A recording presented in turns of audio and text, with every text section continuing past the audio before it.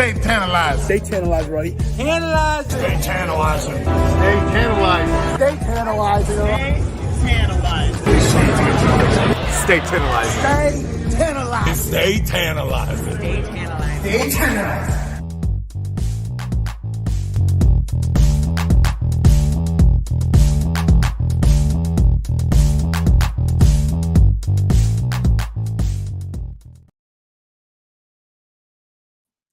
What is up, everybody? It's me, your girl, the producer Kira. Once again, starting off the show because Tantalizing Tony is not here right now. He will be here very shortly. So if you only came on to see him, I would wait. I'd stick around. But we do have two co-hosts already here. This is a wonderful time. This is the wrapping up of WrestleMania season. So please help me introduce our two co-hosts of the night, Mr. Bobby Rascals from the All About Wrestling podcast. Yay! And of course, Anthony Blackwell Jr. Woohoo! Hello, guys. Yo, first off, before we do anything, everyone in that chat, there's a button down here that says thumbs up. Hit that and hit that share button. Because before this stream ends, if we all work together and we all use our platforms, we all use our words, and don't just share it and just share it, write something. Say, hey, everybody. This family has worked so, I'm not going to say all the curse words explicit, but they work so damn hard to get to this 10K. And it might not be Mania week. It may not be Monday after WrestleMania. But we're going to finish the damn story tonight. And we're all going to do it together. We're going to do it as a wrestling content family. And everyone who's involved, just take a share button, be like, listen, this family works so hard. Take 2 seconds out of your day, come in, hit subscribe, and then you can leave forever. But let's get that 10K right here, right now, tonight, live on the Tantalizing Tony Show. Yes, that'd be awesome. We've been trying so hard.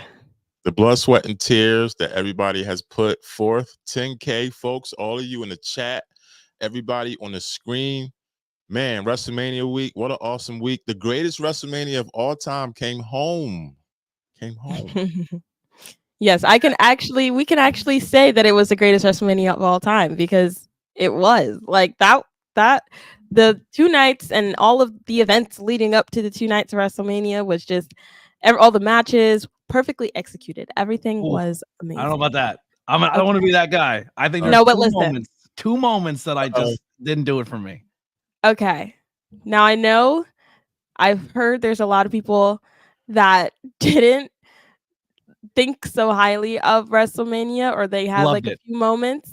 I will say it is the best WrestleMania. There's 2 moments that I did not like, and there's an overall arc to the moments I don't like. And I can justify it. I'm not being a hater, but we'll get into that in a moment. Yeah. I feel like because it's always better live. So I don't know how it was received on TV. I still haven't watched it on TV yet. But once I watch it on TV, maybe I'll get what you mean. But as far as it being live, it was the greatest WrestleMania of all time. The crowd was hot.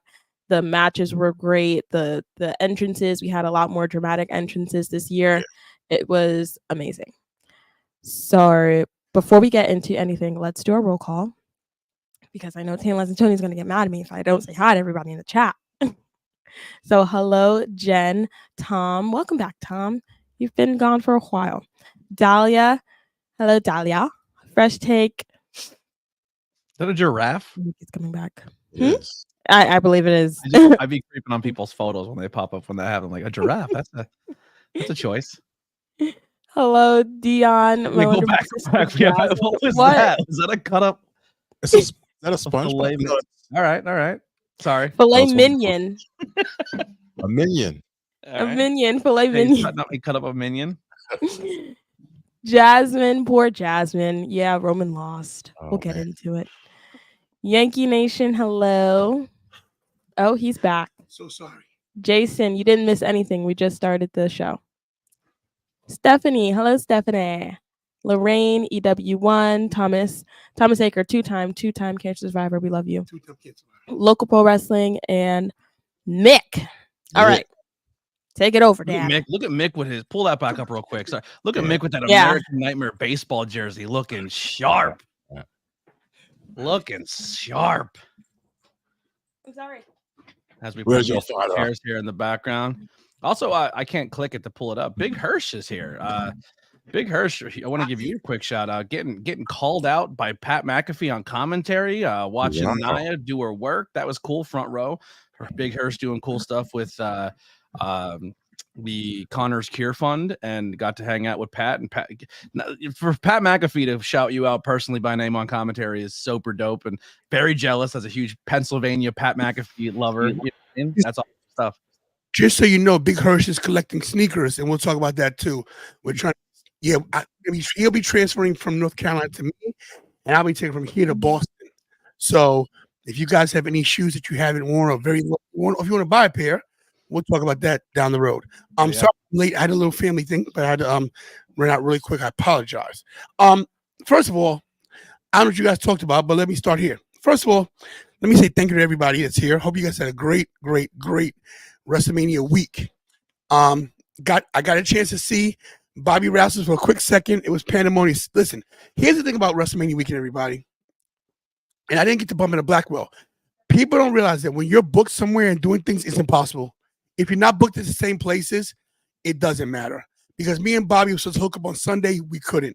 Me and Blackwell stood together on Thursday, we couldn't. I was literally at the Sheraton, Philadelphia, with Victoria Crawford, also known as Alicia Fox, with Big Bucks Bobby, Mr. Ruda, Kira, and Michael, and I couldn't leave that place. I couldn't even get to Bust It Open. I was invited to Bust It Open and couldn't go. It was crazy. It's nuts. Philly. It's nuts. I personally never experienced a Mania week. I had nothing to do with anything WWE related, but just the independent scene, the people bouncing back and forth from show to show. Like somebody would literally be in a ring, wrestle, get out of the ring, towel off, go to their opponent, be like, "Hey man, great match. You want to go over stuff real quick? Cool. No, get in a car, drive across town, go to another show, wrestle again." Like it's hustle and bustle all week. It's crazy. Now, Bobby, we didn't get a chance to talk because we had a plan for WrestleMania and it didn't plan out because just life. Next year we'll figure something out. But what was your plans? Because I only saw you that one day, the Saturday. Now you were there both days, right? Yeah, I was there Saturday, Sunday. Everything was on a fly. Like we ended up getting a police escort into the stadium, Nice. which was awesome. That's on Instagram. Nice. We took some interviews in front of the trailer with the big images. We saw Bobby Lashley up close. We met Summer Rae, spoke with her shortly. There's a video, I didn't post it yet, but there's pictures of us. Colin Vasallo from Wrestling Online flew in. We took pictures with him. We talked with him. It was chaos. It was just all over the place. Wasn't nothing planned. I interviewed a Kane. I'm not gonna say midget. He was a shorter version of Kane. He was shrunk down. He ended up trying to choke slam me. So that was pretty cool. So it was awesome. What was your favorite interview you got over the week? Probably Kane, because it was so unorthodox. It was so unorthodox, and it was so random, and everything just fell in place. So that's awesome. Yeah. Real quick shout out to the city of Philadelphia. Well, it was rainy, it was cold, it was miserable. Like when there was spots of sunlight, we took advantage of it. But bro, it did not slow down that wrestling week at all. Dude, it poured down rain, and everyone still was super high energy, super into it. I'm sorry, Chicago. I'm sorry, New York. I'm sorry, everybody. Philadelphia is a die-hard wrestling city, man. Like, die-hard. Yeah, it didn't slow. Like cold weather, who cares? They were out there in troves, and it was awesome. It was if the power of professional wrestling, that love that was there all week from the independent scene to the WWE main spectacle was just contagious. I want to say this is that I'm a New York guy. You know this. I'm not a big Philly fan. I mean, I think the city's beautiful. Don't get me wrong. I'm not an Eagle fan. I'm not a Flyer fan. I'm not a Philly fan. I'm no kind of fan when it comes to Philadelphia. But I'll say this. There wasn't one mean person that I dealt with. I dealt with a couple of a-holes now here and there, but they were out-of-towners. Of course, they're probably from New York. They probably were. Probably were. The city of Philadelphia opened their arms to us. It was a great, great time. Before I get into something, let me say hi real quick to people on Instagram. Rewind, recap, relive. Listen, these guys, Josh and Jeremy, the nicest guys on earth, came by and saw me at the convention center at WrestleCon. You know what's up? Ghost Heads. Stephanie Stephanie, who represents Mark Henry and AJ Francis, formerly known as Top Dollar. I love you. Tone didn't entertain. What's up, Tone? How you doing? Good to talk to you. I met him at I met so many people at the WrestleCon. Philly Boy, RJB, everybody in the chat on Instagram. Thank you for supporting me, and of course, my guest of honor, Victoria Crawford, formerly known as Alicia Fox. She was very happy with you guys. I'll be honest with you, we did very well. I'm not going to give you a number because that's tacky, but I will say this. There's a couple new titles on my shelf. I'll just put it to you that way. Let me also say this about Blackwell. So, guys, let me tell you this broke down. Blackwell gives me a call. He goes, hey, let's do a show. You're almost at 10,000 subscribers. Now, it may not happen tonight, which is cool. Because I don't got a problem with that. But guys, this journey that I've been on the last 2 years has been up, down, sideways, backwards, forward, craziness. You have no idea. So if you're watching on Twitter, and I can tell you people watch right now, if you're watching on Twitter, please go to Analyzing Tony Wrestling Show and go there and subscribe. If you're not already subscribed, thank you, Kira. I got my cup. So we got about 7, 8, 9, 10 of these because what we did was after the show's over, we scanned the whole arena and we pick up every cup and go home and wash them. Oh, that's sick. That's sick. We're no dummies. That's a good move. That's a good move. We got a lot. Sorry, not Twitter X. Humble caught you guys on the local Philadelphia news station. I also made the news. At Labor of Love, I was rings. They did like a little impromptu match, and the news came. I don't know who the news anchor was, but she was. I'm gonna sound pretty rude and disrespectful, but she was an idiot. She was an absolute idiot. Wow. Yeah, bro. She came in, and there was a wrestler there who flew in from. I believe he came from like Canada or something, but he was Mexican, but he's from Japan, and she couldn't wrap her brain around that. And she kept like trying to talk to him in 2 different languages. He's like, "Hi." And she's like, so are you Mexican or Japan? He's like, my nationality is Mexican, but I live and from Japan. And she just couldn't. I was like, you're a news anchor. How are you not cultured enough to figure that out? Like I don't know. It was bad. It was really bad. I'm like, you got a job, and people out here, I don't know. It just end of rant. Like, it's crazy. Anthony, I just sent you some so I can just grab it myself. Because I did. Let me tell you, one thing about when you're on TV, everybody tries to get on and steal your moment. And I had a really good promo going, and some guy jumped in and blew it. I did make the news, but I would have made it longer if this freaking jabroni hadn't cut me off. But I'm gonna see if I can share it with you guys real quick. And forgive me. I know everybody's got to go. I called Bobby Rassel's last second. I said, "Will you join us?" Sure, bro. Like, the guy is the GOAT. Let's see if I can find this real quick. Hold on a second. Sorry, guys. I'm trying to produce this myself while Kira is over there. I know it's you the guys. easiest way for you and your team to record. All right, here we go. Excited, beyond excited. It's not on screen. Oh, there it goes. Not miss the chance. Look at you in the background. I see that big butt. Go back. Let's see that dump truck back there. Please for this. Get in on the rest. Not miss the chance. Not miss the chance. Yeah. Look at back there. Look at him back there. When there, I'm signing autographs. Okay.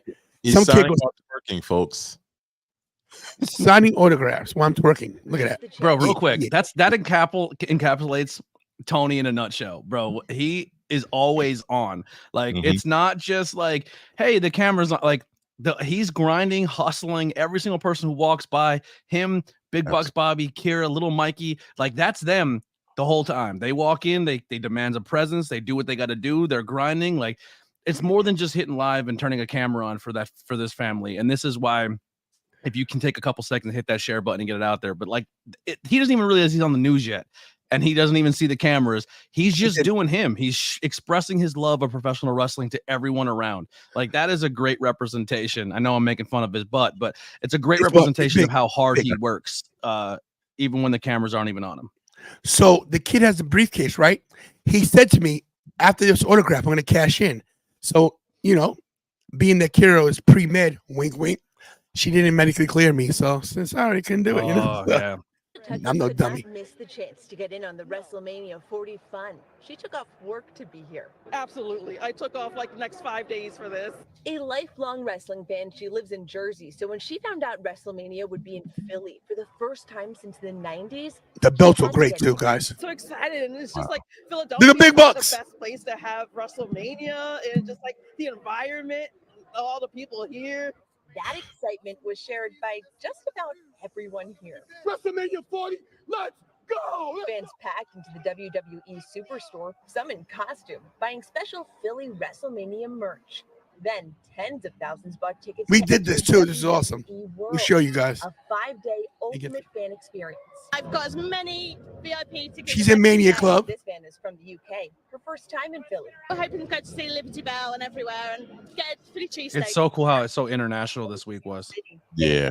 So pumped to see wrestling superstars like The Rock. I told my husband we are literally just standing at the main stage until he comes out. I want to see The Rock. WrestleMania is a must-watch spectacular for wrestling fans. The biggest event of the year. This YouTuber superfan has been going in person for decades. I was at the first WrestleMania in 1985. True story. Then there are newer fans. True story. Look. Rose Phillip has his dad. Get him. Get him. That experience I had growing up. I've done this before. Me and my wife have met live. We met John Cena. And I just want to continue the tradition with them. And he loves it, as you can see. Yeah, it was great. It was great. Sorry. Here, help. I got it. It's still playing the audio. I got it. Yeah, it was great. We made the news, of course, and then everybody wanted to interview us. Michael was real. I don't know if you guys remember when Michael first started on the show, real reserved and everything, and he has just blossomed. He got the interview. So I talked to this guy named, what's his name, Kira? DS from Ring the Bell, BELLE, Asian gentleman who told me that, hey man, you should put your son in some more videos. People Real like quick, he runs his own wrestling promotion called Bell, but it's BEL, but it's a 100% fully female wrestling promotion. From the card from top to bottom is only female talent, all up and down the Northeast coast and all over the world, and they showcase women's wrestling and that just to kind of give them a little more. Yeah, and he doesn't interview men, but he interviewed me, which is crazy. He told me, where did you come from? I've never seen. He's so like flamboyant. He goes, I never seen anybody like you. I love it. And he was a cool guy. So there was so many things we did. And before we get into like the actual topic, I've been to a few manias, and I want to say this honestly. Working with a talent is not what you should do if you want to have fun at WrestleMania. I told you I partially tore my ACL over the weekend. Yeah, wow. my foot got caught in the elevator. I was trying to hold it, and I turned my body, and I heard the pop. So it's partially torn. I was in severe pain up until maybe an hour ago. I'm good for now. We'll talk about that later. But it was tough. We had to walk. We didn't walk that many places because we were close. Our hotel was close to the other convention center. We walked to the convention center and we took a 2-minute drive to Sheridan where WrestleCon was. Interviewed a lot of people. Bill Alfonso kissed me on the lips. Jealous. Yeah. Matt Cardona and I cut a promo together. I don't even know if that's up. There's so much content. I think there's a video of that up. It might be on Twitter. We have so much content. It's crazy. Michael interviewed Chris Van Vliet. He interviewed Mark Henry. He interviewed AJ Francis, known as Top Dollar. He finally got to meet Bianca Belair. And when I tell you that this kid was on the edge of his, like, he was nervous. He was so nervous. And it was crazy. So let me tell you what we did, guys. So, the way Fanatics took this over, where they take pictures, so you can't talk to them, and they don't sign. $200 to take a 2-second picture, and they move you along. I was not having that. Now, if you noticed, I took a picture of Cody Rhodes, but we spoke. He said, stay tantalizing. I learned it from Blackwell. We had the lavalier mics, mic'd myself, and we just talked. I said, listen, Cody, Cody's nice. I said, look, my daughter's right there. I have a podcast. He goes, where's she? Oh, there she is. I said, my catchphrase, stay tantalizing. So he goes, stay tantalizing, stay tantalizing. So he wasn't even world champion yet. Aha. Then I figured if I did it, maybe Mikey, they're not going to push a little kid along. So Mike, and is it up there? We didn't put the video up yet, right, Kira? It'll be up soon. But Mike got to talk to her like for a good 2 minutes, and she put him over. He gave her a card. He goes, I need you to subscribe or be on our show. But I want to say this on camera in front of this kid. Come here. So, you know, and Kira pointed this out to me because, you know, I get very like, you know, and I don't want to be that dad that pushes your kid to do something he doesn't want to do. So I made sure to ask Mike. I said, Mike, do you want to interview guys? He goes, yeah, sure. I like it. I want to give him cards too. So let me ask you a question. Do you like interviewing this weekend? Yes. I'm telling you, it might be my kid. I got to look into this. There's got to be more to this. You know what I mean? Yeah. So Your kid's an interviewer. He is an interviewer. So let me ask you this question. You interviewed Chris Van Vliet. Remember you interviewed him and he said he asked you who your favorite interview was. You told him? Mm-hmm. Yeah? Yeah. Who else did you interview? Remember? Chris Van Vliet. Chris Van Vliet, Mark Henry. AJ Francis. Good job. And a lot of people. And now let me ask you a question. This was your first WrestleMania. When you walked into the hallway, what do you call that? The rotunda, whatever you call it. And you saw all those people. What did you think? What hallway? When you walked into, you saw all the people at WrestleMania. Oh, I liked it. You liked it? Mm-hmm. What happened when Roman lost? Go ahead, tell the story. Cody pinned Roman and Avengers went to war. Avengers went to war? Cody's team won, and I was so sad. I want to show you guys the video. I think they seen the video where you're mad. We'll even clip it right now. But I want to tell you something in front of everybody because everybody supports us. I've been to a lot of WrestleManias, right? I mean, a lot.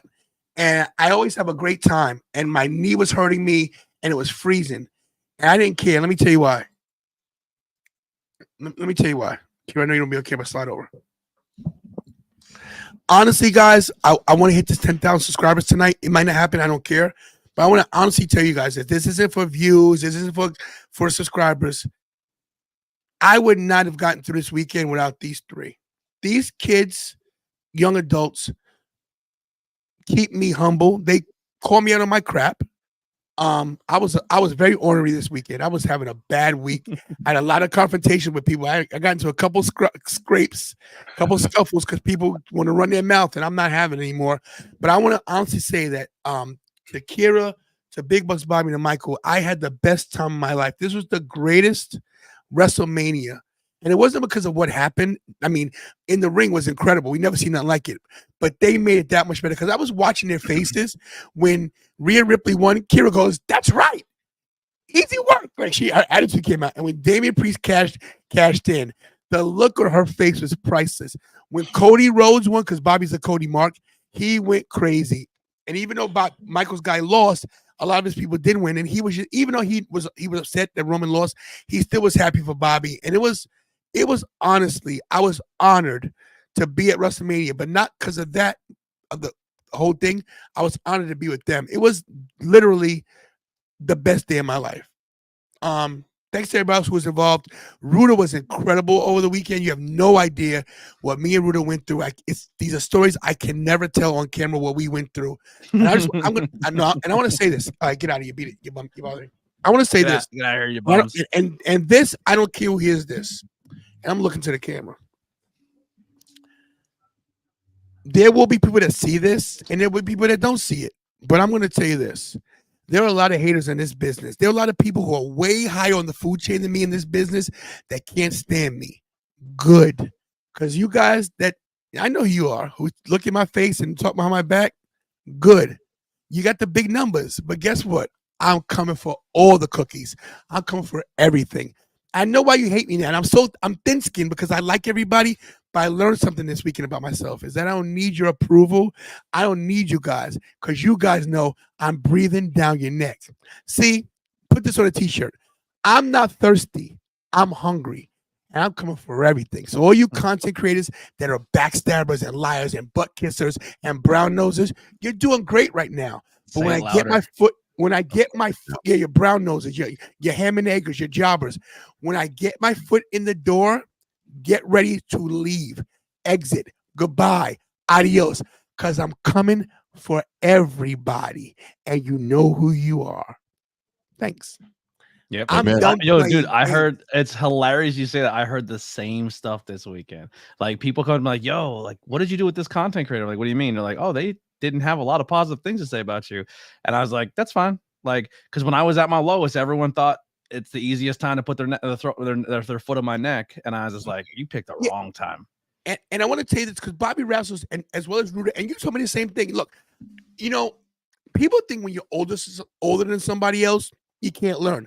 I'm older than all these guys, and they've taught me so much about this part of the business. I know stuff that you guys don't know about the ring, about how to, actually bump. And by the way, guys, I lost some good footage. I will tell you this real quick. I took 3 major chops from Lance on Hawaii in the convention center. He broke the blood vessels in my chest.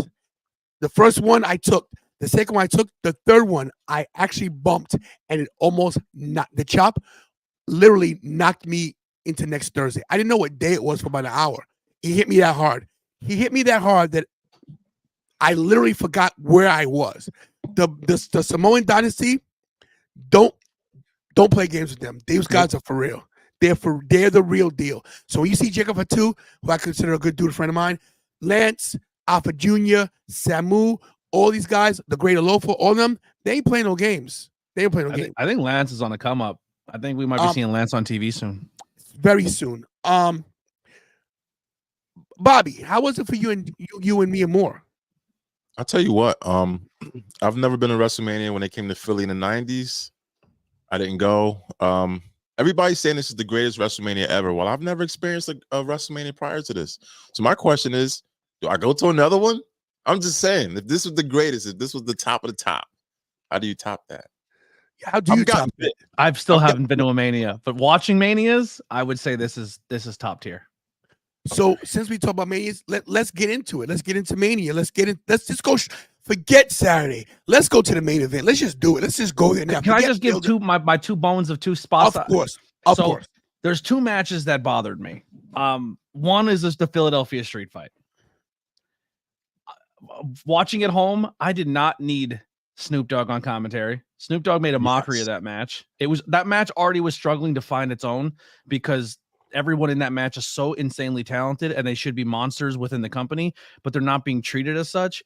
Snoop Dogg made that match a joke, and that entire match was to put over Bully Ray, and it did nothing for anybody involved in it. It was a match to put over Bully, and I didn't enjoy it. Like I feel like all of those 3 talent or those 6 people needed more love, and it was essentially putting over a legend.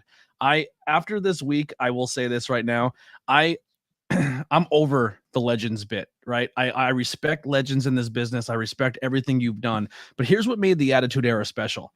The Attitude Era was special because they didn't lean on the past to go forward. They didn't bring in old school people to come and elevate the company to the next level. The new guys stepped up and made wrestling what it is. They didn't get signed to TKO and do all this stuff because legends were walked in. Rhea Ripley's, the Roman Reigns, the Drew McIntyres, the Seth Rollins, like all these guys built up wrestling to what we know it as today. And these legends walk in and just take their spotlight. And I'm sick of it. Like, and I know it's like, you got to respect, and I do respect, but we don't need that. And my second bit is kind of going back to it. When we talked about how Mania can be, and I remember even telling you this before it was a big thing on the internet, I said, this could be Endgame. And we talked about this. I said, Roman has made so many enemies that the visual should be the locker room coming out and pushing The Rock away so Cody can have his one-on-one moment. And then the gong hit. And I know it's a legend and everyone gets excited for it, but Undertaker had nothing to do with this story. And Not the true. bullet point, Disagree. Don't tell me because Roman beat him at Mania.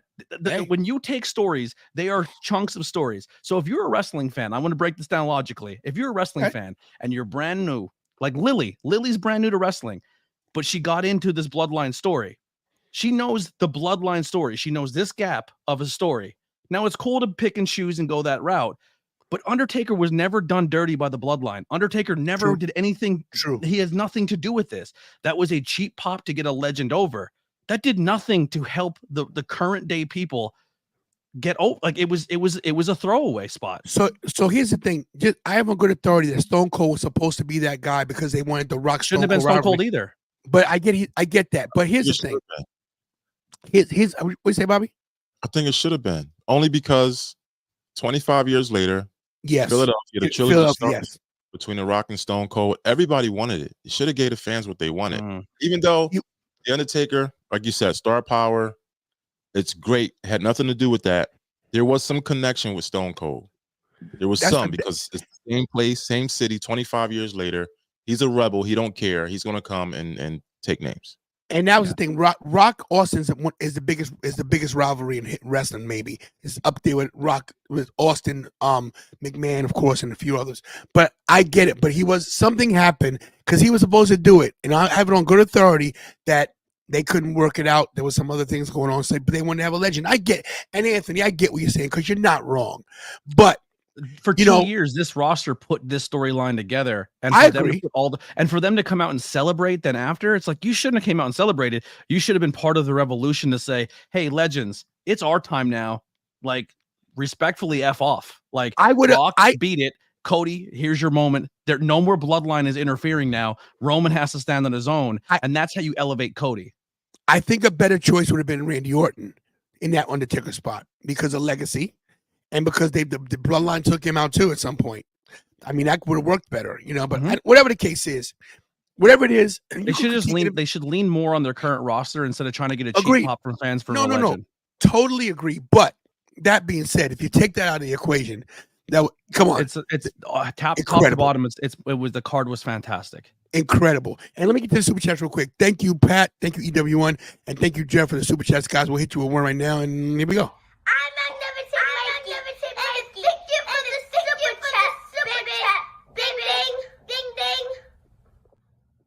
Yeah, I don't know.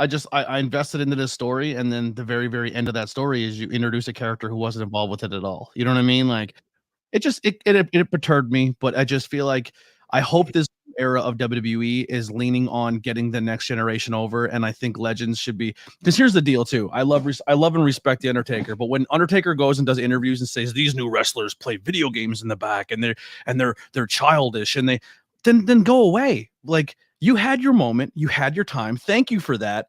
But don't sit there and criticize this generation because you're no longer in it. I'm sick of those sour grape veterans who do that. I'm sick of these old veterans who are like, these new guys don't do it the way we did it, and we don't like it, and da-da-da-da. Then go away. Go away. You had your moment. You had your time. This new generation's doing their thing. Let them rock with it. You know what I'm saying? Like, I just feel like that respect is not being passed on to this newer generation. And the reason why TKO is huge, the reason why wrestling is as popular as it is right now is because during a certain era, they kind of killed the business by doing things the old school way. And this newer generation reinvented professional wrestling and made it cool again. Rock can sit there and say, I made it cool again by coming back. But you inserted even Triple H said, that wasn't really the plan. Rock made a phone call and we said, let's make it work. Like, let's start passing the buck to this next generation. Let them rock. They're super talented. I agree. Guys, by the way, subscriber wise, we are at 9,932. So look, I want to tell you guys that we would have had it last night, and this goes to show you the hate in the world. So what we did was we did something a little different this time.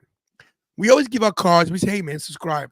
But I wanted to hit it for WrestleMania weekend, so we got aggressive. I'm not gonna lie to you. I told Mike, I said, Mike, you tell people that we're trying to hit 10K and we need to hit it tonight. You got to subscribe tonight, right in front of us with this card. We literally made people take their phones out online and subscribe in front of us. And we did a live show right there to get people to subscribe. It was packed. We were doing great, and people were getting cards. And one lady goes, "What are you doing?" I was like, "We're doing something for YouTube." "Oh, YouTube is so stupid." I was like, "Okay, well, you don't have to like it. It's cool, lady. You don't got to watch." She goes, "Oh my God, I want to get security." So Karen went down and got security. Oh my God. Yeah, listen to this. Yeah. Wow. That's crazy. So I had my banner out, right? Oh, you idiot. That's funny. I had it on my easel. We had it on the sidewalk. It was not in the way. Everybody was surrounding it. They were already drinking beers and everything. So we had it surrounded. It was like we were tailgating. And she goes, yeah, he's got that. He's advertising. Wow. So security goes, "Hey man, you got to put it away." I'm like, "What's going on, bro?" He's like, "Well, you advertise." I'm like, "It's the YouTube channel." So let me ask you a question. I said, you watch YouTube?" He goes, "Yeah." I said, "So if Simon Miller was out here doing his thing, we should tell him to go away." I said, "I'm just trying to get my subscribers." "Bro, I get it, but I don't want her crying." I said, "Okay." Then So tell I her put to it go away. away. Yeah, so That's somebody that's not a job. You're not making any money. bro, People don't get that. There's no sales. You're not taking money out of the pockets of the conglomerate known as yeah, WWE. I would have had it because at that point I was at 110, and they made me stop. And it was we got. So I don't know if you guys knew where I was on Monday, but let me see if I can look and see where I was. It's crazy how great we did when I really pushed. Let's see if I can see some of my posts. Jeez. While he's pulling this up, everyone who's watching live, hit that share button. But like I said before, especially if you weren't here since the beginning, write something. Like sharing something is great, but when you as the person physically write something in that share of being like, "Hey, I really support this people. Like they're really good people. This is what someone needs." Like this, like it means more when someone reads like, "Oh, this is why this is more impactful for me to give my time to give this support." So like when you share it, be like, "Man, this dude and his family work so hard for this. Like if you guys can just take a couple moments of your time and hit that subscribe button, it would really mean the world to me. They deserve it." Like put a little bit of your piece of yourself and your heart into that post, and more people are going to they're going to respond more to it. Right. Do the trifecta. Like, share, and share, and write a comment. There you go. Trifecta. So 5 days ago, I was at 9,500. I got almost 500. I almost got 100 a day. That's crazy. I would have had it.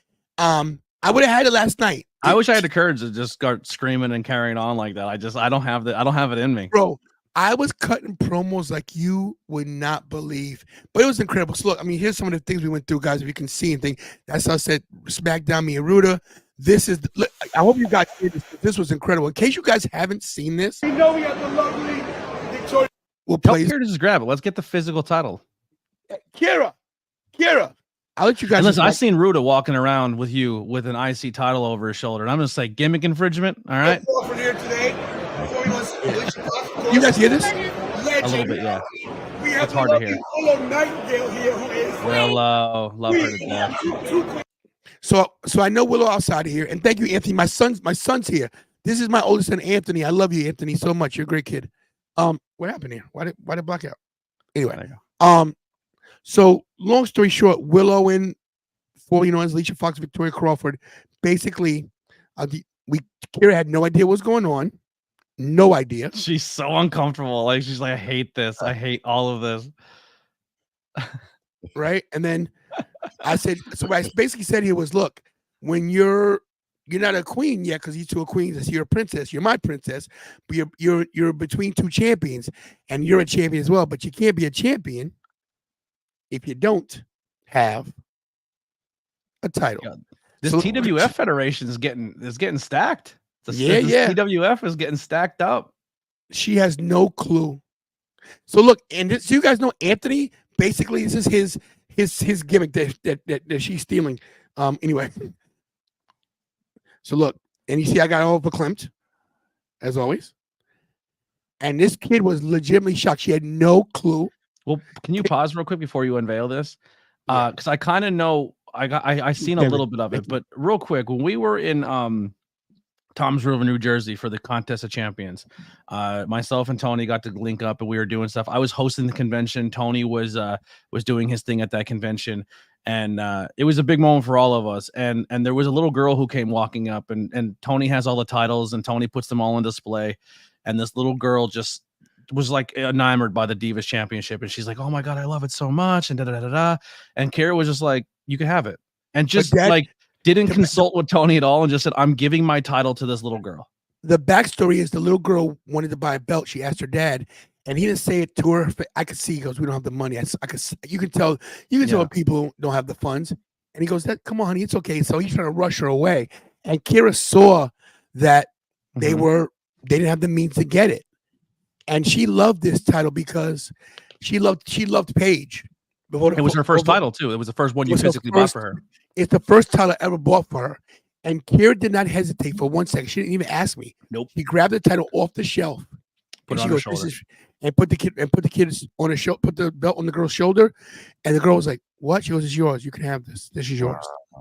It was awesome. Yeah, it was one of the coolest, dude. From that moment on, I fucking fell in love with that kid. She's such a cool kid, man. So what's great about that is, not only did Ruda, where's the Divas title? The Divas, not the Kira. It's on her. It's on her shelf in her room, not on your shelf. Might be. So not only, and let me tell you guys, I cannot say any more. I mean, I can't say enough about Ruda. Guys, if you knew the kind of guy Ruda is, he's like Bobby. The people in this room, and I wish Richie was here. I can't send them invite. I don't know if he's showing up, but there are people in my life. They've only known me a little under 2 years. True story. Ruda's only known me a year. Blackwell maybe almost going on 2 now. Bobby Rassel's about almost 2. Ricky going on.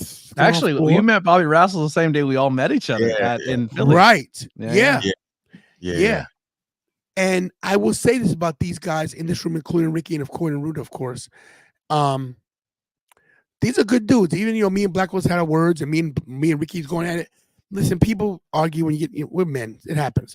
But I can honestly say these guys are definitely the real deal. The real deal. I can't thank you guys enough for being in my life. Where's Kira with these titles? My son's really trying to get over. Kira was raised by me. That's true. My Anthony did help raise Kira. But anyway, look at that title. Look at that. That was a Divas. Look at that's the Kira title. Does it say Kira on it? It says Kira. That's sick. Yeah. So of course we have a surprise because of Ruda, and so Ruda gave that blue leather. It's for Judgment Day. It's purple for Judgment purple Day. leather. Got you. So here is the Kira's title. Oh wow, that's very vibrant. That's decent. Let me shut up. Hold me a second. Sorry guys. Oh my goodness. And the TWF logo, of course. And then so Ruda said, you got your Kira title, but listen, that doesn't replace your Divas title. So look at this. This wasn't on camera. This was a gift. He gave her back the Divas title. She got her Divas title back, and not the one she gave the girl commemorative. And the title she gave to the little girl was, and it doesn't take away from the fact that it happened, but the title was more like it wasn't like a toy title, but it was more of like you give it to a kid and they could beat it up. It's a lot lighter. It's not jagged. It's not metal. It's not going to kill you. It's like a perfect starter title for a kid. Like it was leather. It was like all the cool things a title should be, but it wasn't like that plastic Walmart title you buy off the shelf. So it was a really good title. Like it was responsible to give it to a kid just because you weren't giving him like a 10-pound, 15-pound title that the kid could barely carry. Like it was meant for like a little kid. Like it was awesome. Yeah. So from now on, guys, if you order a title from Ruda, it will have the TWF logo on it. That means you belong to the Tantalizing Wrestling Federation. So you that's not anybody else will have those. So it shows that we guys are an elite company. Yeah. And I appreciate I don't own any titles for a long time, and it was always the joke on the show that I don't have titles. I don't have titles because I put all my money into my podcast equipment. But when I'd had Ruda on the podcast, he knew how passionate I was, and he actually hooked me up with the AEW title right there, like for free as a gift. He's just a super cool dude, man.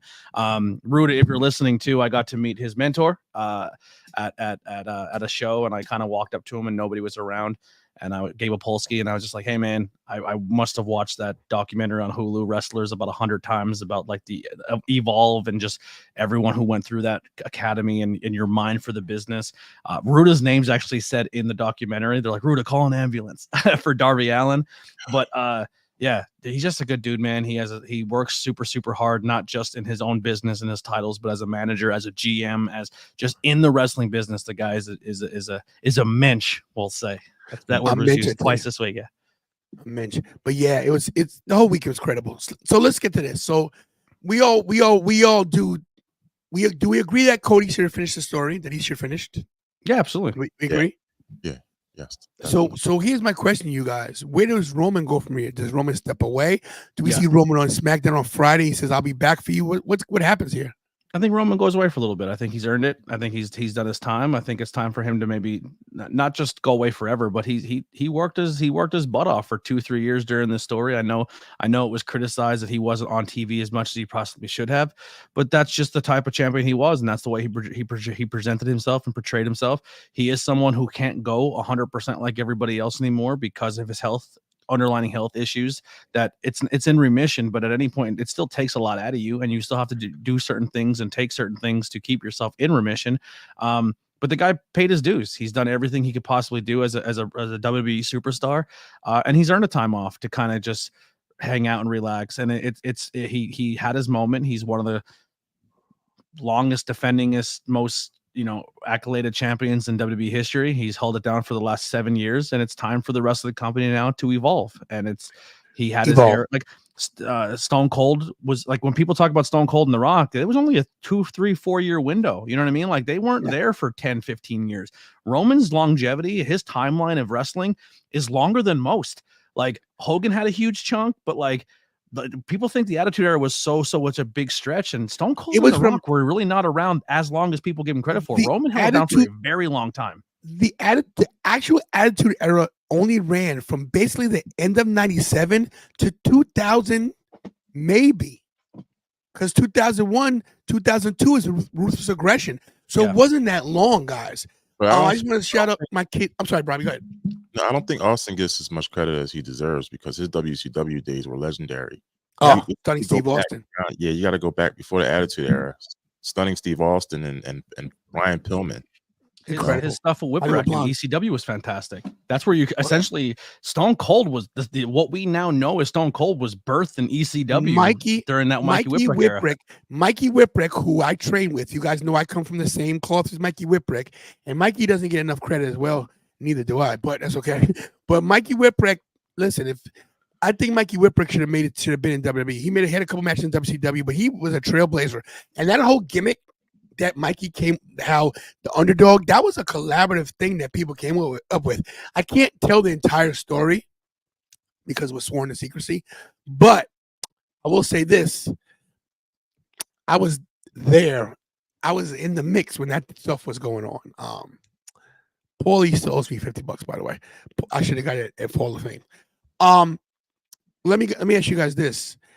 So Cody finishing the story was great. Rock on Monday passed something in his hand. Do you know what it was? I don't know. I don't really care. He whispered something in his ear. We never knew what he whispered in his ear. He passed. No, I do. We do know. We know what did he say? He said, "I'm going to make you bleed tonight." Oh yeah, I know that's what he said. Is that what he said? Yeah. So didn't Cody's bus catch on fire? It did. How did he passed him a lighter? That makes sense. He passed Cody a lighter last night. So I'm gonna be honest. The only time I probably won't give a shit again is when The Rock comes back to challenge Cody. I want Cody to go on and start doing cool stuff again. I don't care if The Rock comes back. I'm gonna be honest. But here's the thing: The Rock puts more eyes on the product, especially with Netflix. This is for Netflix because this feud, I guarantee you, it'll be Rock Cody at Royal Rumble right when the Netflix deal kicks in January. We're poised for two great matches. Roman's going to disappear. The Rock's going to take so much credit for being the head guy. He basically dissed Roman without Roman being there. So we're going to have Rock, Cody, Roman gets involved, and then finally Roman and Rock. If it goes that way, it's a possibility that we could be poised for that. You could have a third match in that. You can have Rock keep showing up and inserting himself and getting title fights. Like if I was Cody doing that promo, I'd have been like, I want that title. And he's like, earn it. Yeah, that's what I was said. Earn it. Go get some matches in. I thought that was going to happen. I'm the people's Punk versus Rock. Yeah, because that's Punk has to come out and be like, bro, I'm sick of you showing up and just taking stuff whenever you want. I'm here now. That's a great feud. People didn't chant your name for 7 years. They chanted mine. You know what I mean? Like Punk and Rock is money feud. What do you guys think about Stephanie McMahon? And this was great in my opinion. Stephanie showing up night 2, coming out as a talent, and saying, "Well, this is a new." I need tantalizing Tony to say you were right, Tony. First, because when all the Vince stuff was being talked about, I said to you, I said, it's not a coincidence Stephanie walked away. Stepped away. And he's like, no, she loves her father. There's respect there. Well, she does love her father. I don't think there is. She sat during that Hall of Fame speech and they buried her father in front of her. And she never even broke it. I think it's very publicly known now that I don't think she has any respect on that level. I agree with that now, but you have to realize this is the way I look at it. I think Stephanie knows where the bodies are buried, and I think for a long time she allowed herself to be there, but I think it got to a point where it's like, I can't do this no more, and she walked away. I agree with you, but I talked to Lorraine about this. And speaking of Lorraine, guys, Lorraine was very sick. She's doing much better. Lorraine had pneumonia. Lorraine was septic. Lorraine was in bad shape. The doctor said she almost died. Lorraine was in bad shape, guys, and she's doing much better now. So shout out to Lorraine. Lorraine, you got to stick around because I got to meet you and give you that autograph you've been waiting for. He wants to sign your boobs still, I know. So, but I got to finish my story. Wow. So I looked at it like this. I talked to Lorraine about this. I said to her, I wonder if I did something like that with Kira or Jasmine cover for me. And who knows? Like when you love your dad, it's First your off, father. if you did Vince McMahon level stuff, well, I'm not gonna crap on anybody's head. What I'm saying is not to that extent, but what I'm saying is that we're men and men do some skeevy things sometimes, you know. No, I mean, I'm not look, you're telling me you've never catcalled at a woman before. You never say, hey, what's up, mama? Hey, mama. Hey, mama. Never in your life. Listen, you're telling me, well, you're younger than me, but I know back in the day, I'm like, yo, sweetheart. You get canceled for that nowadays. But back then, you didn't know any better. I'm just saying that we've done things as guys that we're not proud of, but your daughter's your daughter. You know what I mean? I'm not saying that she should have his back. No, I know you. My daughter would give me, Jasmine would give me the beat down. I think Jasmine beat you up before the authorities even got there. Yeah, she gets you before cancel culture. All I'm saying is that she loves her father. At least she did. And you know, maybe she didn't know the extent of how bad it went. You know, maybe she just thought he was a horny old guy and, you know, he couldn't keep his stuff in his pants. And now she sees that it's trafficking and sexual assault. She can't deal with that. So real bad. You're right. It's terrible. Jakey says he thinks that Rock planted Nick Khan to eventually replace McMahon. Now, Nick Khan and Rock go way back. People don't know this. They go way back. 10 years old in Hawaii. Yeah. Mm-hmm. They go way back. It's not out of realm of possibility. And I heard about this. Did this really happen that Vince insulted Rocky Johnson at his funeral? Is that true? I wouldn't doubt it. Wow. Yeah. Stephanie Savage stuff, truth or rumor? We'll never know. Never know. Someone knows. Somebody knows. Someone knows. I want to jump to something else real quick, guys, if you guys don't mind. I want to jump to this guy. I know it's not WrestleMania related. Oh, sorry, guys. Tony Khan says he's going to release the footage from Brawl In with CM Punk tomorrow on Dynamite. Why?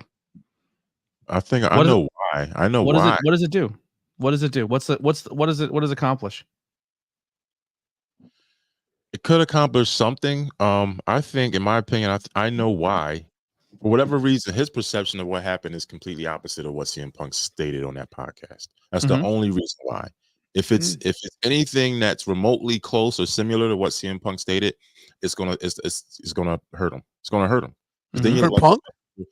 It's gonna hurt TK. Yeah, because you know, if it's remotely anything that we can perceive, well, that's exactly what Punk said. It's done. Like, you just hurt yourself, you know. But I think whatever he's doing in his mind, he has to believe that whatever occurred on that video is so egregiously opposite of what CM Punk said. But even still, it's not gonna it's not gonna. Local pro says, sorry to cut you off there. He says, what about the NDAs? So there's only an NDA for anything that happened at AEW when it involves Punk. What happened after the press conference? Yes, that is all under NDA. No one's allowed to talk about that. And Punk alludes, he goes, I'll talk about it right now. I didn't sign an NDA to protect me. I signed the NDA because somebody else has some stuff they want to hide when it comes to what happened backstage that night. I didn't sign an NDA for what happened in London. He goes, I It is what it is. Like, he essentially, just to kind of rewind a bit, he said after the stuff went down the first time, he said, "Let me go, fire me, get me out of here." And they said, "No, we're going to work on it. We're going to fix it. We're going to do 2 different shows. Your guys will be on one show. His guys will be on another show. We see value in you." And more guys kept coming across the line that were pro one team and not pro the other, and still picking fights and still getting in his face. And he kept saying, "If you don't handle this, I will handle it my way, and you're not going to like it." So regardless of what this video, and I'm an AEW guy. I love what goes on over there. I love that locker room. I like what's going on, but this stuff is not good. It's to a point where I don't care. Honestly, I don't look at dirt sheet stuff anymore. I'm over it. I just want to consume professional wrestling. But it's, even if in that video Punk goes and swings on everybody and does everything and looks like an absolute monster, at the end of the day, CM Punk's not the only guy to get into a fist fight in AEW since its inception. Sammy Guevara's been in 2. Jack Perry's been in 1. The EVPs and Punk, like, there's 7 fist fights that has happened backstage of that company. It's not a CM Punk problem. It's a management problem. Yeah. Someone needs to step up and be a locker room lead. Like, and listen, sometimes fist fights are not terrible in the world of professional wrestling. Something back in the day, you have a problem, we go out back, we handle it, we go in and we put it at the work. Brett and Sean.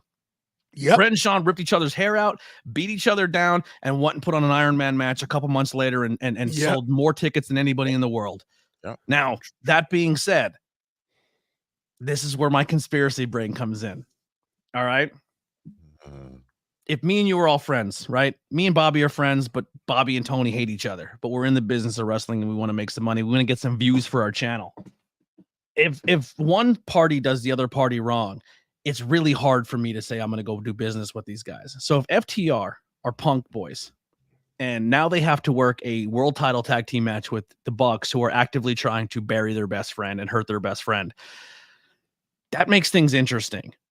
And it puts another layer into a story to possibly make some money off of. Punk also said in his interview, he goes, "I love how fans think they have it figured out. I love how fans sit there and say they know all the details." He goes, "Because when you guys think that I'm this giant monster and you think I'm this big thing, I just got the biggest paycheck of my life from WWE. So I'm laughing. You can say whatever you want about me on the internet. I'm laughing my way to the bank."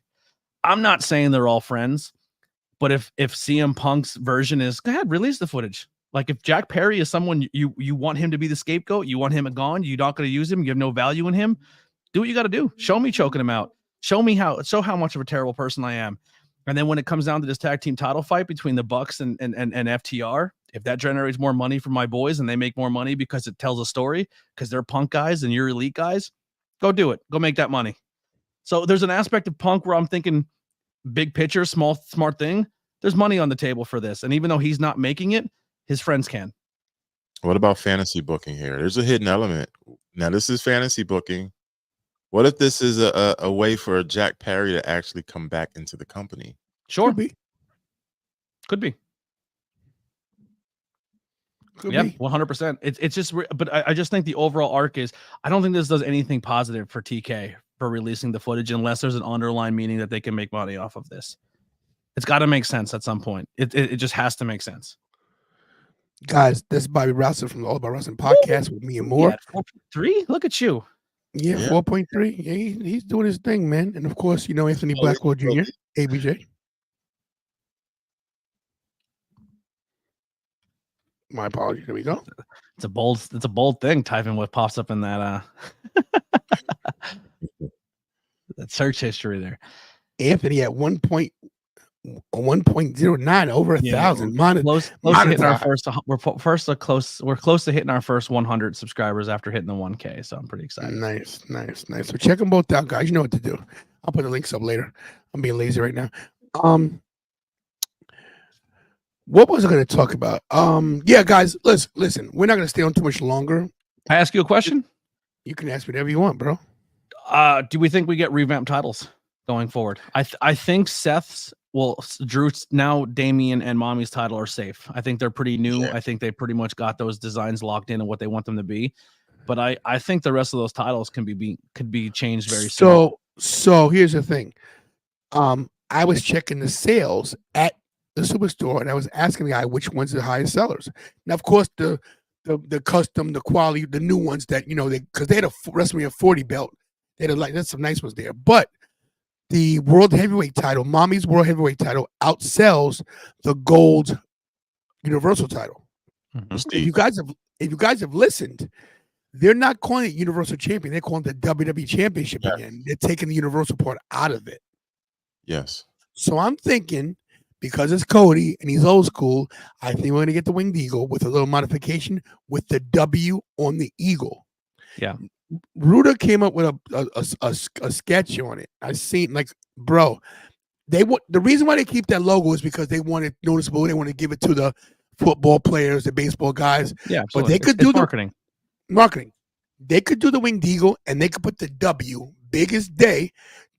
I think they could do the W as the wings, or they could figure it out. I think that we get new titles. I think we get new tag team titles. And I just want to point out, I did say they split the tag team titles. I was wrong about the teams, but I was locked on R-Truth and The Miz that they were getting it. Same. And I'm glad that Austin Theory and Grayson Waller are the champions. I think they deserve it. I think they've done a lot of good work the last couple of months. I think they killed it in Australia. And I think that Austin Theory needs this. So Logan Paul retains. Who's the guy to eventually L.A. Knight in Cleveland? Nope. Yeah. Nope. Oh, Sheamus? Nope. Sheamus got a promo, which is exciting. All right. Logan Paul is probably the most hated guy in not just the world, but in professional wrestling. Other than Dominic. Who would the fans go for in that situation? Dominic. Would it turn Dominic into this absolute megastar? Babyface. Here's the thing with LA Knight. I love LA Knight, but LA Knight's a guy that he's in his late 30s, 40s? 41. Dominic's very young. Dominic is someone you want to rock with. Dominic is someone you could put on social media. Dominic's the future of this company. Yes. Logan Paul has a very large reach to a very young audience. But we know Dominic Mysterio still does the dirty, gross heel stuff, but leans into it in the Eddie aspect of where it's fun to watch him cheat. Dominic can be made a megastar wrestling Logan Paul and winning that United States Championship. Oh my God. But we know why the fans would be completely stunned. Like, who do I root for? Do I root for Dom or do I root for Logan? Because we hate them both so much. And one of them is going to get that turn. And when that turn happens, it's going to be insane. It's going to be magical. I want to address it real quick. Tom, I love you to death. And I don't want to say this with malice, but this is the dumbest thing I've ever seen in my life. David Arquette did take wrestling very seriously. Yeah, but Logan he couldn't is unbelievable. But Logan is Paul's on a whole nother level. Logan could do this for the rest of his life. He could be a wrestler. Yes. David Arquette was never going to be a wrestler. Logan Paul, he gets it. Now, he's in it for himself, of course, but who isn't in it for themselves? I mean, we're all in it for ourselves. Look, I don't like Logan. David Arquette's one of the first celebrities to come in and actually try to become a professional wrestler and take it seriously and learn what they go through and everything like that. So I'll give him the Logan and Paul is David Arquette of WWE into that aspect of, like, David Arquette set that standard of giving the business a respect as a celebrity coming in. But Logan Paul, Pat McAfee, Bad Bunny, like, you can't just be a celebrity who walks in and just thinks they can do this anymore. Like, you got to put the work in. And if you don't, the WWE fans are going to eat you alive for it. Yeah. And that was Kira Mania, but just Kira Mania 2. That's sick. It was crazy. The guy behind her, he looks super familiar. Let me tell you, and I got to say this, being the humbles in here, there were people that didn't come to see Victoria Crawford. They came to see me. I was in shock. That happened to me at Suplex. Bro, you seen the street suplexes on, right? Yeah. From corner to corner, Tony, shoulder to shoulder. There had to be 3,000 people there. They said 3,500 might have been. I saw the pictures. Crazy. It was cops it was nuts. The traffic, we couldn't get there because of the traffic. We couldn't get to you. Tony Deppen set up his brewery tent on the other end of the street on the one corner. He sold all of his beer within an hour. It was gone.